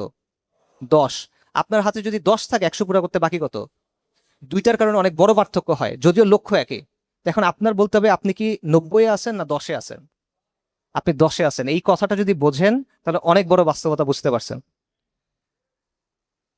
কারণটা হলো যে এই যে পুরা পরিবর্তনটা যেটা আমরা বললাম, যে এই কুফরের নিজাম আছে, গায়রুল্লাহ নিজাম আছে, সেখান থেকে আমরা চাই আল্লাহর নিজাম আসুক। এটার জন্য একটা বৈপ্লবিক পরিবর্তন দরকার, এবং যে কোনো বৈপ্লবিক পরিবর্তনের জন্য মোটা দাগে দুইটা মারহালা থাকে, দুইটা স্টেজ থাকে, দুইটা ধাপ থাকে। প্রথম ধাপটা হলো বুনিয়াদ তৈরির ধাপ, পরের ধাপটা হলো তামকিন অর্জনের ধাপ বা ইনকিলাবের ধাপ, যেটা ইচ্ছা বলেন। নবী সাল্লাল্লাহু আলাইহি ওয়াসাল্লামের নবুয়ত 23 বছরের। নবী সাল্লাল্লাহু আলাইহি ওয়াসাল্লাম 13 বছর মক্কার মধ্যে দাওয়া করছেন। মক্কায় দাওয়ায় কতজন মানুষ তৈরি হয়েছে বলেন? বর্ণনা অনুযায়ী, কিছু বর্ণনা অনুযায়ী 80, যেটা সবচেয়ে বেশি ছিল 200। এই মানুষ তৈরি হয়েছে 13 বছরের দাওয়াতে। কিন্তু এই মানুষের কারণেই পরবর্তী যে কাজগুলো সেগুলো সম্ভব হয়েছে, রাইট? এবং 8 হিজরিতে গিয়ে মক্কা ফাত হয়েছে, কিন্তু 13 বছর আগে ওই ভিত্তিটা তৈরি করতে হয়েছে। সালাহউদ্দিন আল আইয়ুবী রাহিমাহুল্লাহর সময়ে বাইতুল মাকদিস মুক্ত হয়েছে, কিন্তু সালাহউদ্দিন আইয়ুবীর কাজটা শুরু করছিল কে বলেন? নুরুদ্দিন সিংহি। নুরুদ্দিন সিংহি রাহিমাহুল্লাহ সালাহউদ্দিন আইয়ুবীর আগে প্রায় 3 দশক ধরে ওটার বুনিয়াদটা তৈরি করছেন। উনি নুনিয়া মাদ্রাসা প্রতিষ্ঠা করছেন, উনি মানে মুত্তাকি কাজীদেরকে অবস্থান দিয়েছেন, উনি আলেমদের পৃষ্ঠপোষকতা করছেন, এবং ওই সময়ে একটা সমাজ তৈরি হয়েছে যারা জিহাদের চেতনায় বড় হয়েছে, এবং তারা বাইতুল মাকদিস মুক্ত করার স্বপ্ন নিয়ে, তামান্না নিয়ে বড় হয়েছে। যেই বুনিয়াদের উপর দাঁড়ায় সালাহউদ্দিন আল আইয়ুবী ওই বিজয় অর্জন করতে পারছেন। জিঙ্গিকে ছাড়া এটা তো সম্ভব না। আপনি যখন বাড়ি বানান, আগে কি বাড়ি বানানো শুরু করেন না ফাউন্ডেশন বানান? বুনিয়াদটা আগে দিতে হয়। এই উপমহাদেশের বাস্তবতা দেখেন, শাহ ওলিউল্লাহ মুহাদ্দিস দেহলভী রাহিমাহুল্লাহ, উনি যখন দেখলেন যে এই হিন্দুস্তানে ইসলাম দুর্বল, এই হিন্দুস্তানে মুসলিমদের মধ্যে বিদা কুফর শিরক ছড়ায় পড়তেছে, ফাহিশা ছড়ায় পড়তেছে, ইসলামের শিয়ার অর্থাৎ ইসলামের প্রতীকগুলো ভুলুণ্ঠিত হচ্ছে, মানুষ দিন থেকে ক্রমাগত দূরে সরে যাচ্ছে, বাইরের শক্তির আগ্রাসন হচ্ছে, উনি প্রথমে কি করলেন? উনি প্রথমে দিনের, রুহানিয়াতের, ইলমের একটা তাজদিদ শুরু করলেন। এইটার উপরে ভিত্তি করে পরবর্তীতে সৈয়দ আহমেদ শহীদ, শাহ ইসমাইল শহীদের যে বালাকোটের আন্দোলন সেটা শুরু হলো। এটার উপর ভিত্তি করে পরবর্তীতে গিয়ে আকাবিরে দেওবন্দের যে আন্দোলন সেটা শুরু হলো। এটার উপর ভিত্তি করে সাদিকপুরি ওলেমার 3 দশক 4 দশকের যে জিহাদ সেটা শুরু হলো। এটার উপর ভিত্তি করে তিতুমির রাহিমাহুল্লাহর বাসার কেল্লা তৈরি হলো। কিন্তু শুরুটা কোথায় হলো? শুরুটা হলো শাহ ওলিউল্লাহ মুহাদ্দিস দেহলভীর যে বুনিয়াদ তৈরি করার কাজটা, সেই জায়গাটাতে। এবং এটা, এই বাস্তবতা কাফেরদের ইতিহাসের মধ্যেও আপনি পাবেন। যখন আমূল কোনো পরিবর্তন আনতে হয়, মৌলিক কোনো পরিবর্তন কোথাও আনতে হয়, প্রথমে বুনিয়াদটা তৈরি করতে হয়।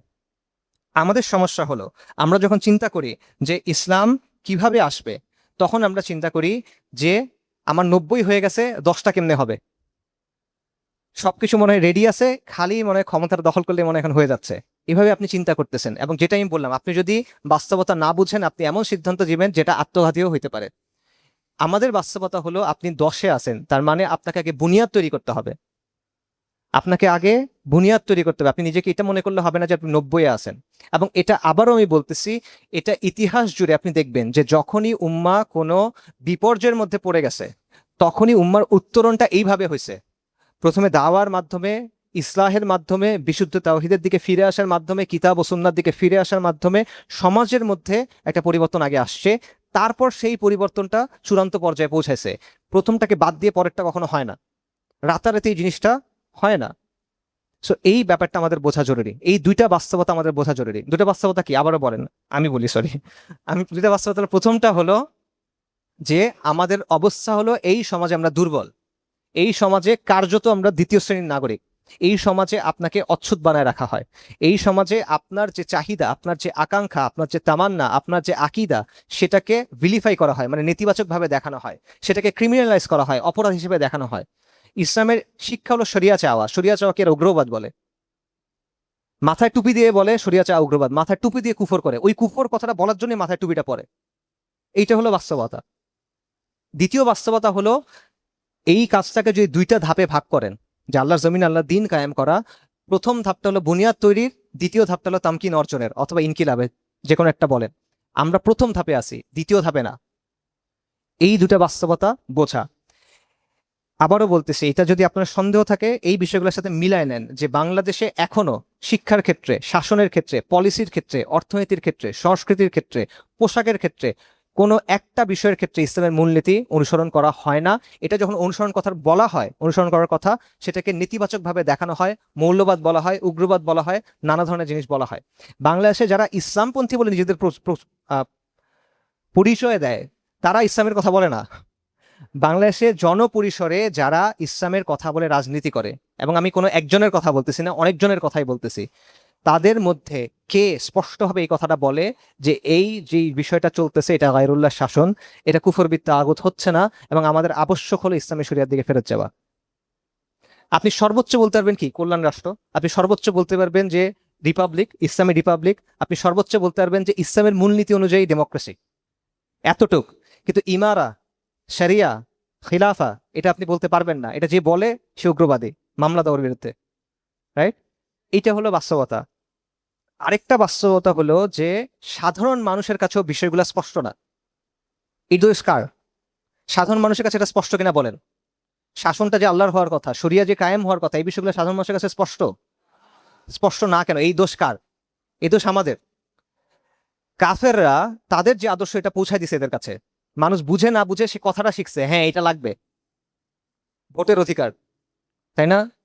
এই কথা সে বুঝছে, বুঝে না এটার মানে, কিন্তু সে কথাটা মুখস্থ করে নিছে, কিন্তু আপনার কথাটা সে আপনি তার মাথায় দিতে পারেন নাই। এটা আমার আপনার ব্যর্থতা। তারপর দেখেন যে আমরা জাতীয় যতগুলো ইস্যু আছে বাংলাদেশের, কোনো জাতীয় ইস্যুতে, মানে মানুষের দৈনন্দিন জীবনের যে সমস্যা, আর্থসামাজিক সমস্যা, কারণ সাধারণ মানুষ কিন্তু আকিদা নিয়ে, আদর্শ নিয়ে চিন্তা করে না। সে চিন্তা ওটা কি নিয়ে? তার পেট নিয়ে, তার পরিবার নিয়ে। তো তার যে সমস্যাগুলো আছে, এবং তার তো অনেক সমস্যা আছে, দুর্নীতি আছে, চাঁদাবাজি আছে, সন্ত্রাস আছে, অনেক সমস্যা আছে। এই সমস্যাগুলোতে আপনি তার পাশে গিয়ে দাঁড়াইছেন কিনা? সত্যি করে বলেন, আমরা দাঁড়াইছি কিনা? বাংলাদেশের 54 বছরের ইতিহাসের মধ্যে দেখেন যে কোনো এই ধরনের জাতীয় আন্দোলন ইসলামপন্থীরা শুরু করছে কিনা এবং সফল হয়েছে কিনা। আমরা খাস খাস কিছু ইমানি ইস্যু যেটা আমরা বলতেছি, সেই ইস্যুতে কাজ করছি, কিন্তু মানুষের যে বিষয়ে চিন্তা, সেই বিষয়ে আমরা তার পাশে দাঁড়াই নাই। এখন জনগণের ফিতরাত হলো, জনগণ ওই মানুষটাকে নেতৃত্বের জন্য উপযোগী মনে করে যে তার প্রয়োজনের সময় তার পাশে দাঁড়ায়।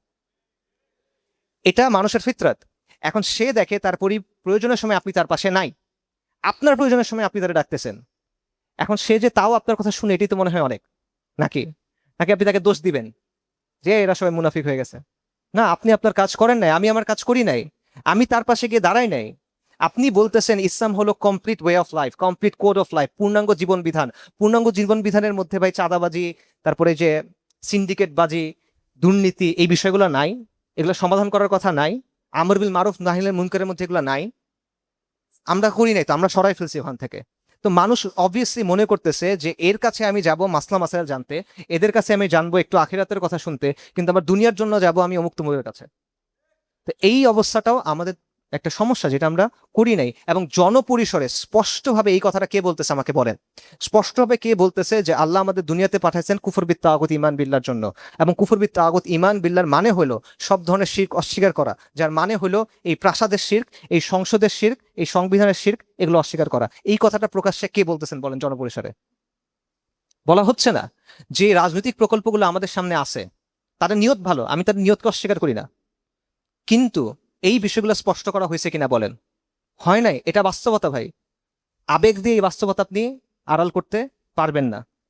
সো সব দিক থেকে এই বাস্তবতা স্বীকার যদি আমরা করি, তার মানে হলো আমরা বুনিয়াদী পর্যায়ে আসি। তাহলে আমি বলছিলাম আমি আপনাদেরকে তিনটা দায়িত্বের কথা বলবো, দুটা বাস্তবতার কথা বলবো, তারপর একটা আহ্বান করব। আমি আবার রিক্যাপ করি, ফাতাক্কির ইন্না ফাতিজ যিকরা। তিনটা দায়িত্ব কি? তাওহীদ জানা, বোঝা, মানা, বাস্তবায়ন করা, এর দিকে মানুষকে আহ্বান করা। এবং এটা করবেন ওই ওই শিরকের ব্যাপারে বেশি করে, সবগুলোর ব্যাপারেই করবেন, খাসভাবে ওইটার ব্যাপারে বেশি করবেন যেটা মানুষের মধ্যে বেশি প্রচলিত। নাকি যেটা মানুষের মধ্যে প্রচলিত না ওটা নিয়ে বলবেন বেশি, যেটা বেশি প্রচলিত ওটা নিয়ে আপনার বলতে হবে। এটা আপনার দায়িত্বের মধ্যে পড়ে, দাওয়াতের দায়িত্বের মধ্যে এটা পড়ে। তারপর হলো আমর বিল মারুফ নাহি আনিল মুনকার, এবং তারপর হলো আল্লাহ জমিনে আল্লাহ দিন সামগ্রিকভাবে কায়েম থাকুক এটার জন্য চেষ্টা করা। এই তিনটা দায়িত্ব, দুটা বাস্তবতা। এই সমাজে আপনি দুর্বল, এই সমাজে আপনি সেকেন্ড ক্লাস সিটিজেন, আপনার হক নাই কোনো, আপনি কোটায় আছেন। আর পরবর্তী বাস্তবতা হলো যে দিন কায়েমের যে প্রক্রিয়া, এটার মধ্যে আমরা কোনোভাবেই শেষ পর্যায়ে পৌঁছায়নি, আমরা প্রাথমিক পর্যায়ে আছি, যেটা হলো বুনিয়াদ তৈরির পর্যায়ে। তো এই জায়গায় আমি সর্বশেষ পয়েন্টে যাই, যেটা হলো আমার আহ্বান আপনাদের প্রতি বা আমার আপনাদের প্রতি অনুরোধ। যদি এই কথাগুলো আপনারা স্বীকার করেন এবং মানেন, তাহলে আমাদের কাজটা কি? আমাদের কাজ হলো এই পর্যায়ে কাজ করা সমাজের মধ্যে। বুনিয়াদী পর্যায়ের মধ্যে আমি আসি, এই তিনটা আমার দায়িত্ব। সমাজের মধ্যে আমি দুর্বল, এই সবগুলো জিনিস আমার চোখের সামনে রেখে এবার কাজে ঝাঁপায় পড়া, কাজ করা। কেন কাজ করা? এটা কি আমার অবসর সময় আমি কিছু কাজ করব নফল আমল হিসেবে? না, এটা আপনি করবেন আবারও আল্লাহর কাছে ওজরের জন্য, আল্লাহর কাছে নাজাত পাওয়ার জন্য, আল্লাহর পাকড়াও থেকে বাঁচার জন্য। এই জন্য আপনি এই কাজটা করবেন। আল্লাহ পরীক্ষা করবেন আমাদের, ওই পরীক্ষা থেকে বাঁচার জন্য করবেন। কবরের তিনটা প্রশ্ন আছে, এই তিনটা প্রশ্নের উত্তর তো মুখস্থ, একটা কাফেরও তো এটা মুখস্থ করতে পারবে না? সহজ প্রশ্নের উত্তর, এক এক এক শব্দের উত্তর। তাহলে মানুষ পারবে না কেন বলেন? কারণ এটা মুখস্থ করার বিষয় না, এটা প্রমাণ করার বিষয়। সেই প্রমাণটা দেওয়ার জন্য আপনি এই কাজগুলো করবেন। এবং সেই কাজটা আপনি কি করবেন? সেই কাজের জন্য আমাদের যেটা করতে হবে, প্রথমত তাওহীদের দাওয়াত আপনার দিতে হবে। এবং এটাও আপনি নবীদের কাছ থেকে শিখবেন, আর কারোর কাছ থেকে শেখার দরকার নেই, নবীদের কাছ থেকে শিখেন। নবীদের কাছ থেকে, নবীদের দাওয়ার বৈশিষ্ট্য কি? নবীদের দাওয়ার বৈশিষ্ট্য হলো প্রথমত তারা তাওহীদের দাওয়াত দিয়েছেন, রাইট, যেটা আমরা এতক্ষণ আলোচনা করলাম। তারপর নবীরা মানুষকে দেখায় দিয়েছেন প্রধান সংঘাতটা কোন জায়গায়। নবীরা দেখায় দিয়েছেন প্রধান অনেক কিছু দুনিয়ার মধ্যে চলে, আমাদের সমাজে এখন 157টা জিনিস চলতেছে, অসংখ্য ঘটনা। আপনি ফেসবুকে ঢুকবেন, নিউজ পেপারে ঢুকবেন, খবরের পর খবর, ইস্যুর পর ইস্যু। কিন্তু মূল ইস্যু কি? মূল ইস্যু আম্বিয়া কেরাম দেখাই দিচ্ছেন, এবং আপনি যদি আম্বিয়া কেরামের অনুসরণ করতে চান এই কাজটা আপনার করতে হবে। মূল ইস্যু হলো গায়রুল্লাহ নিজাম বনাম আল্লাহর নিজাম, আল্লাহর আইন বনাম তাগুতের আইন। এই বিষয়টা আপনার মানুষের সামনে দেখা দিতে হবে। যখন আপনি বারবার মানুষকে এটা বলে বলে বোঝাতে পারবেন, মানুষ যে কোনো একটা অংশ বেছে নিতে বাধ্য হবে। এটা নবীদের কাজ, হুজ্জত কায়েম করা। তো নবীদের এখান থেকে আমাদের শিক্ষণীয় বিষয়টা হলো এই দাওয়াতটা আমাদের মানুষের কাছে স্পষ্ট করতে হবে। আপনি আপনার মুখে বলেই করবেন, আর কোনোভাবে আপনি করতে পারতেছেন না, আপনি দুর্বল, কিন্তু এটা বলেই করবেন। এবং এটা আম্বিয়া কেরাম করছেন আলাইহিমুস সালাম। আম্বিয়া কেরাম আল ওয়ালা ওয়াল বারার শিক্ষা দিচ্ছেন, যে আল্লাহর রাহে ভালোবাসা, আল্লাহর রাহে ঘৃণা করা।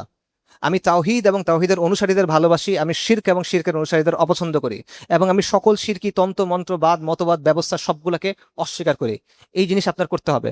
সকল নবী জিহাদ করেন নাই, নাকি করছেন? সব নবী জিহাদ করছেন? বলেন, কনফিউশন আছে কারো? আদম আলাইহিস সালাম জিহাদ করছেন? নূহ আলাইহিস সালাম জিহাদ করছেন? সব নবী জিহাদ করেন নাই, কিন্তু সব নবী কুফর বিত তাগুত করছেন, এবং সব নবী আল ওয়ালা ওয়াল বারা শিক্ষা দিয়েছেন। এই শিক্ষা আপনার দাওয়াতের মধ্যে থাকতে হবে। এবং আপনার নবীদের দাওয়াতের বৈশিষ্ট্য হলো তারা ছিল মুবাশশিরিন বা মুনজিরিন, তারা মানুষকে সুসংবাদ দিছেন এবং সতর্ক করছেন। কিসের ব্যাপারে?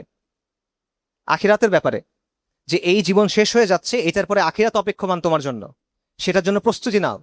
নবী সাল্লাল্লাহু আলাইহি ওয়াসাল্লাম সাফা পর্বতে দাঁড়ায় ডাকছেন কিভাবে? ইয়া বনু আমের, ইয়া বনু ফেহের, তোমরা সবাই আসো আসো। তারপর তিনি বলছেন যে আমি যদি তোমাদের বলি এই পাহাড়ের পেছনে একটা সেনাবাহিনী তোমার জন্য অপেক্ষা করতেছে, তোমরা কি এটা মানবা? বলে অবশ্যই মানবো, তুমি তো আল আমিন আস সাদিক। তখন রাসূলুল্লাহ সাল্লাল্লাহু আলাইহি ওয়াসাল্লাম বলছেন, আমি তোমাদের এক ভয়ঙ্কর দিনের কথা বলতেছি, আমি তোমাদেরকে এটা ব্যাপারে সতর্ক করতেছি। এবং সকল নবী এটা করছেন, তারা সুসংবাদ দিছেন এবং তারা সতর্ক করছেন, সেই কাজটা আপনার করতে হবে। এবং আপনার আমর বিল মারুফ নাহি আনিল মুনকার করতে হবে। এবং আপনার যে কাজটা হবে করতে হবে সেটা হলো, নবী সাল্লাল্লাহু আলাইহি সাল্লাম হাদিসে আছে, নবী সাল্লাল্লাহু আলাইহি সাল্লাম বলছেন সহিহ বুখারীতে, যে আল্লাহ এমন কোনো নবী পাঠাননি যিনি ছাগল বা ভেড়া চড়াননি বা মেষ চড়াননি। সাহাবীগণ জিজ্ঞেস করলেন, ইয়া রাসূলুল্লাহ আপনিও? তখন তিনি বলেন, হ্যাঁ, আমিও কিছু কিরাতের বিনিময়ে মক্কাবাসীদের মেষ চড়াতাম। মানে প্রত্যেক নবী রাসূল রাখাল ছিলেন। এই হাদিস শোনেন নাই? আগে শোনেন নাই কেউ? প্রত্যেক নবী রাসূল রাখাল ছিলেন। ইবনু হাজার আল আসকালানী রাহিমাহুল্লাহ এই হাদিসের ব্যাখ্যায় বলছেন, নবীরা রাখাল ছিলেন কেন? কেন আল্লাহ তাদেরকে রাখাল বানাইলেন? যাতে করে তারা নবুয়তের জন্য ট্রেনিং পান। মানুষ ভেড়ার মতো, নবীদের দায়িত্ব হলো রাখালের মতো। এবং ভেড়া কিন্তু মানে কনফিউজ থাকে, ভেড়া ভয় পায় এবং ভেড়া খুব দ্রুত এলোমেলো হয়ে যায়। তো রাখালের দায়িত্ব হলো ভেড়াকে একত্রিত করা, শান্ত করা, সাহস দেওয়া, গন্তব্য দেখানো, বিপদ পার করে গন্তব্যে পৌঁছে দেওয়া। এবং ভেড়ার মধ্যে বিভিন্ন মেন্টালিটি থাকে, মানুষের মধ্যে বিভিন্ন মেন্টালিটি থাকে। না বুঝে ভেড়া রাগারাগি করে, মানুষও না বুঝে রাগারাগি করে। তো নবীদের এই ট্রেনিংটা হয়েছে যে যাতে করে তারা মানুষের মনস্তত্ত্ব বুঝেন। আমার কথা না, ইবনু হাজার আসকালানীর কথা। আপনারা, আমি, আমার কাছে লেখা আছে, বাট আমি আর পড়তেছি না, সময় নাই যেহেতু।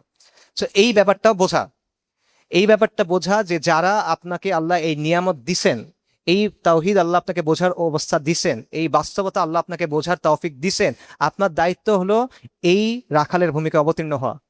আপনার দায়িত্ব হলো এই সমাজের কাছে যাওয়া, আপনার দায়িত্ব হলো সমাজের কাছে সত্যটা স্পষ্ট করা, আপনার দায়িত্ব হলো ভেড়াগুড়াকে একসাথে করে তাদের গন্তব্যটা দেখায় দেওয়া এবং লম্বা পথ হইলেও ওই পথ চলাটা শুরু করা। এই দায়িত্বটা আমাদের। এইটা আমার আপনাদের প্রতি আহ্বান, যে আপনারা কাজে ঝাঁপায় পড়েন এবং আপনি অনেক বড় উদ্দেশ্য রাখেন, কিন্তু এই কাজ শুরু করেন আপনার কমিউনিটি থেকে, আপনার পাড়া থেকে, আপনার মহল্লা থেকে, আপনার পাশের বাড়ি থেকে, আপনার নিজের বাড়ি থেকে। কারণ এভাবেই মুহাম্মদ আর রাসূলুল্লাহ সাল্লাল্লাহু আলাইহি ওয়াসাল্লাম কাজ শুরু করছিলেন, এভাবেই সাহাবায়ে কেরাম রাদিয়াল্লাহু আনহুম আজমাইন কাজ শুরু করছিলেন, এভাবেই কাজ শুরু করছেন নূহ, ইব্রাহিম, মূসা, ঈসা, সবাই আলাইহিমুস সালাতু ওয়াসসালাম। নাকি এটা অস্বীকার করবেন? ওইভাবে কাজ শুরু করেই পুরো দুনিয়ার উপরে তাদেরকে সম্মানিত করা হয়েছে, নাকি করা হয় নাই? এভাবেই তো হয়েছে, কারণ এইভাবেই আল্লাহ চান। এখন আপনি মনে করছেন যে আমি অনেক বড় করে একটা কাজ করব, যেমন ধরেন যখন অনুষ্ঠান করা হয়, রাইট, কেউ একটা কাজ শুরু করে, প্রথমে মনে করে যে আমি 5,000 মানুষ নিয়ে একটা অনুষ্ঠান করব। কিন্তু আকলও বলে এটা যে প্রথমে 5,000 মানুষকে দিয়ে অনুষ্ঠান করতে পারবেন না, প্রথমে হয়তো আপনি 15 জনকে নিয়ে করতে পারবেন, রাইট? তো কাজ ছোট থেকে শুরু করতে হয়, তারপর বড় করতে হয়। আমাদের সমস্যা হলো আমরা ছোটর কাজটা করতে চাই না। আমি চাইতেছি যে আমি প্রথমে পিএইচডি করব, আমি স্কুলে পড়বো না, প্রাইমারি পড়বো না, এসএসসি দিব না, এইচএসসি দিব না, অনার্স পড়বো না, মাস্টার্স পড়বো না, সরাসরি পিএইচডি করব। এটা হয় কিনা বলেন? হয় না। এগুলা পাস করতে পারলেই কেবল আপনি ওখানে যেতে পারবেন, তার আগে পারবেন না। সো আপনি যদি ইনকিলাব চান, মানে পূর্ণাঙ্গ বৈপ্লবিক রূপান্তর চান, যেই ধরনের রূপান্তর রাসূলুল্লাহ আনছিলেন, কোনো কাফেরের কথা আমরা বলতেছি না, রাসূলুল্লাহ আনছেন, যেটাকে আবুল হাসান নাদভী সহ অনেকে বলছেন যে পূর্ণাঙ্গ বৈপ্লবিক রূপান্তর তারা আনছেন, ইসলামের বিপ্লবের কথা তারা বলছেন। এই বিপ্লবটা যদি আপনি চান, আপনি রাসূলুল্লাহ সাল্লাল্লাহু আলাইহি ওয়াসাল্লামের পদাঙ্ক অনুসরণ করতে হবে। এবং সাল্লাল্লাহু আলাইহি ওয়াসাল্লাম তিনি শুরু করছেন তার ঘর থেকে, তার প্রতিবেশীদের থেকে, তার মহল্লা থেকে, পাড়া থেকে। এখান থেকে আপনার কাজ শুরু করতে হবে। এবং যদি নবী এবং আম্বিয়া কেরাম আলাইহিমুস সালাতু ওয়াস সালাম তাদের শেখানো মূলনীতি অনুযায়ী এবং সত্যকে গোপন না করে আপনি এই দাওয়ার কাজটা করেন, আপনি এই আমর বিল মারুফ নাহি আনিল মুনকারের কাজটা করেন, আপনি মানুষের কাছে যান এবং আপনি আল্লাহর প্রতি সৎ থাকেন, ইনশাল্লাহ আপনি দেখবেন সমাজের মধ্যে কয়েকটা বিষয় ঘটবে। প্রথম যে বিষয়টা ঘটবে সেটা হলো সত্য এবং মিথ্যা স্পষ্ট হইতে থাকবে। এটা আল্লাহর সুন্নাহ।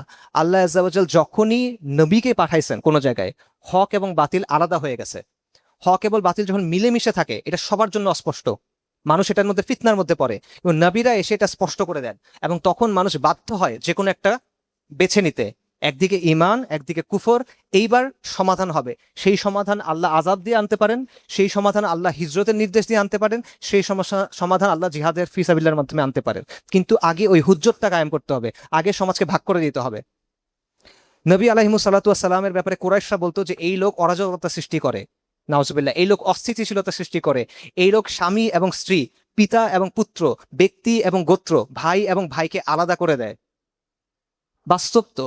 কারণ আল্লাহ আযজা ওয়া জাল আমাদেরকে বলছেন তাওহীদ এবং শিরক আলাদা থাকবে, ঈমান এবং কুফর আলাদা থাকবে, এবং মুমিন এবং কাফের আলাদা থাকবে। এই কাজটাই নবীরা করছেন, এই কাজ আপনার করতে হবে। আপনার কুফর এবং শিরক, কুফর শিরক আর ঈমান এবং তাওহীদ আলাদা করে দিতে হবে, এটা স্পষ্ট করতে হবে। এবং এইভাবে যদি আপনি কাজ করেন, ছোট থেকে শুরু করে ইনশাল্লাহ আল্লাহ এই কাজটা করে দিবেন। দ্বিতীয় যে কাজটা হবে সেটা হলো মানুষের মধ্যে এই প্রশ্নটা বারবার আসবে যে আসলেই তো আমাদের ভবিষ্যতে কি থাকবে, আমাদের ভবিষ্যতে কি আল্লাহর নিজাম থাকবে নাকি গায়রুল্লাহ নিজাম থাকবে। এখানেও সে কোনো না কোনো একটা জিনিস মেনে নিতে বাধ্য হবে, যে কোনো একটা নেক, আপনার দরকার নেই, আপনার দায়িত্ব না যে সবাইকে এদিকে নিয়ে আসা, আপনার দায়িত্বটা পৌঁছায় দেওয়া। এবং আপনি যদি এটা পৌঁছায় দেন তারা কোনো না কোনো একটা অংশের দিকে যাবে, এবং যখন তারা কোনো না কোনো একটা অংশের দিকে যাবে তখনই সমাজ উর্বর হবে এটার সমাধানের জন্য। আপনাদের চোখের সামনে উদাহরণটা হলো 2024 সালের অগাস্টে বা জুলাইতে যখন হাসিনার বিরুদ্ধে আন্দোলন হলো, আন্দোলনের যেই বিষয়টা মানুষের কাছে স্পষ্ট ছিল ওইটা সমাধান হয়েছে, যেই বিষয়টা অস্পষ্ট ছিল সেটা সমাধান হয় নাই, হবেও না। স্পষ্ট ছিল যে প্রশ্ন হলো হাসিনা থাকবে না হাসিনা যাবে, এটা ছিল মূল প্রশ্ন, এবং সবাই এই প্রশ্নে একটা না একটা অবস্থান নিছে, তাই এটা সমাধান আসছে। কিন্তু হাসিনা যাওয়ার পর কি হবে এটার উত্তর মানুষের কাছে স্পষ্ট ছিল না, এটা নিয়ে আলোচনাও ছিল না, এই কারণে এটা কোনো সমাধান আসে নাই। একইভাবে সমাজকে যখন আপনি এই প্রশ্নের উপর আনতে পারবেন যে তুই এটা জবাব দিবি, মানে তুমি কোনটা নিবা, তুমি আল্লাহর আইন নিবা না গায়রুল্লাহর আইন নিবা, যখন কি সমাজকে আপনি এই অবস্থায় আনবেন কোনো না কোনো একদিকে সমাজ যাবে। কিন্তু যদি আপনি আলোচনা না করেন, যদি আপনি সামনে না আসেন, যদি আপনি শুধুমাত্র ফজিলতের আলাপ করেন এবং মিশরিক আর সুন্নতের কথা বলেন, এই সমাধান জীবনে আসবে না। এবং মানুষের মনোজগতে এই পরিবর্তনটা আসবে। আরেকটা জিনিস হবে, যদি আপনি এই বাস্তবতাগুলো সামনে রেখে এই দায়িত্বগুলো পালন করে এবং এই আহ্বানে সাড়া দিয়ে কাজটা করেন, ইনশাআল্লাহ সেটা হলো আপনি একটা শক্তি তৈরি করতে পারবেন, যেটা হলো মানুষকে দিয়ে। শক্তির কয়েকটা উৎস আছে ইতিহাসে বা দুনিয়াতে। একটা শক্তির উৎস হলো, যেটা সবচেয়ে ভালো উৎস, সেটা হলো অস্ত্রের শক্তি।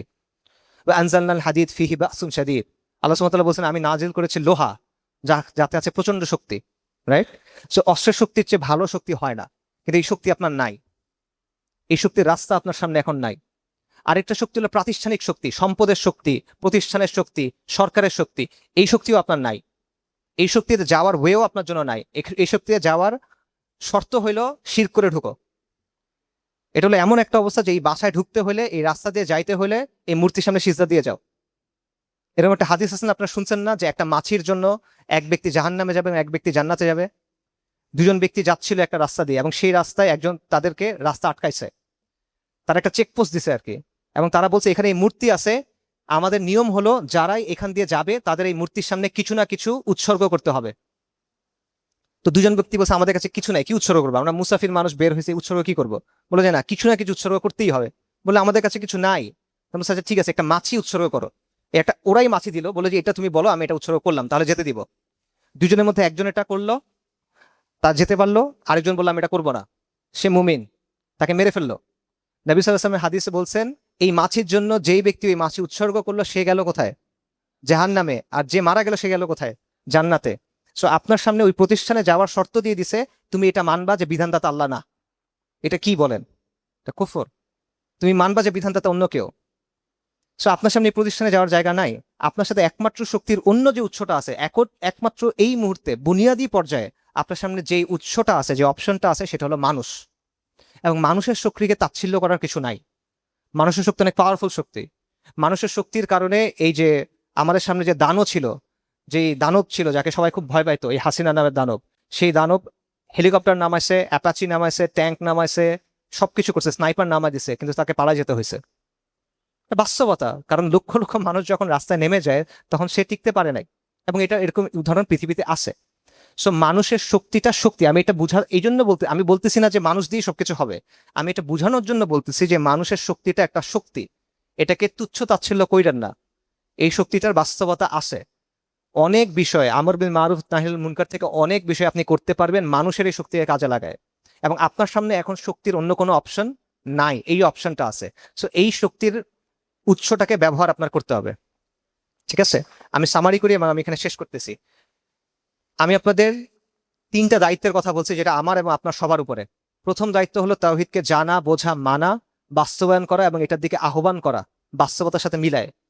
2 নাম্বার আমর বিল মারুফ নাহি আনিল মুনকার, বাস্তবতার সাথে মিলায়। 3 নাম্বার আল্লাহর জমিনে আল্লাহর দ্বীন কায়েম করার চেষ্টা করা। 2টা বাস্তবতা। প্রথম বাস্তবতা, এই সমাজে আপনি দুর্বল, এই সমাজে আপনি সেকেন্ড ক্লাস সিটিজেন। দ্বিতীয় বাস্তবতা, আল্লাহর জমিনে আল্লাহ দ্বীন কায়েম করার জন্য আমাদের একটা আমূল পরিবর্তন দরকার। একটা বৈপ্লবিক রূপান্তর দরকার। বৈপ্লবিক রূপান্তরের যদি দুইটা মারহালা ধরে, দুইটা স্তর ধরে, দুটা ধাপ ধরে, আমরা আছি প্রথম ধাপে, বুনিয়াদি ধাপে। আমরা অনেক দূরে এখনো গন্তব্য থেকে। এই বাস্তবতা মেনে নিয়ে আপনার কাজ করতে হবে।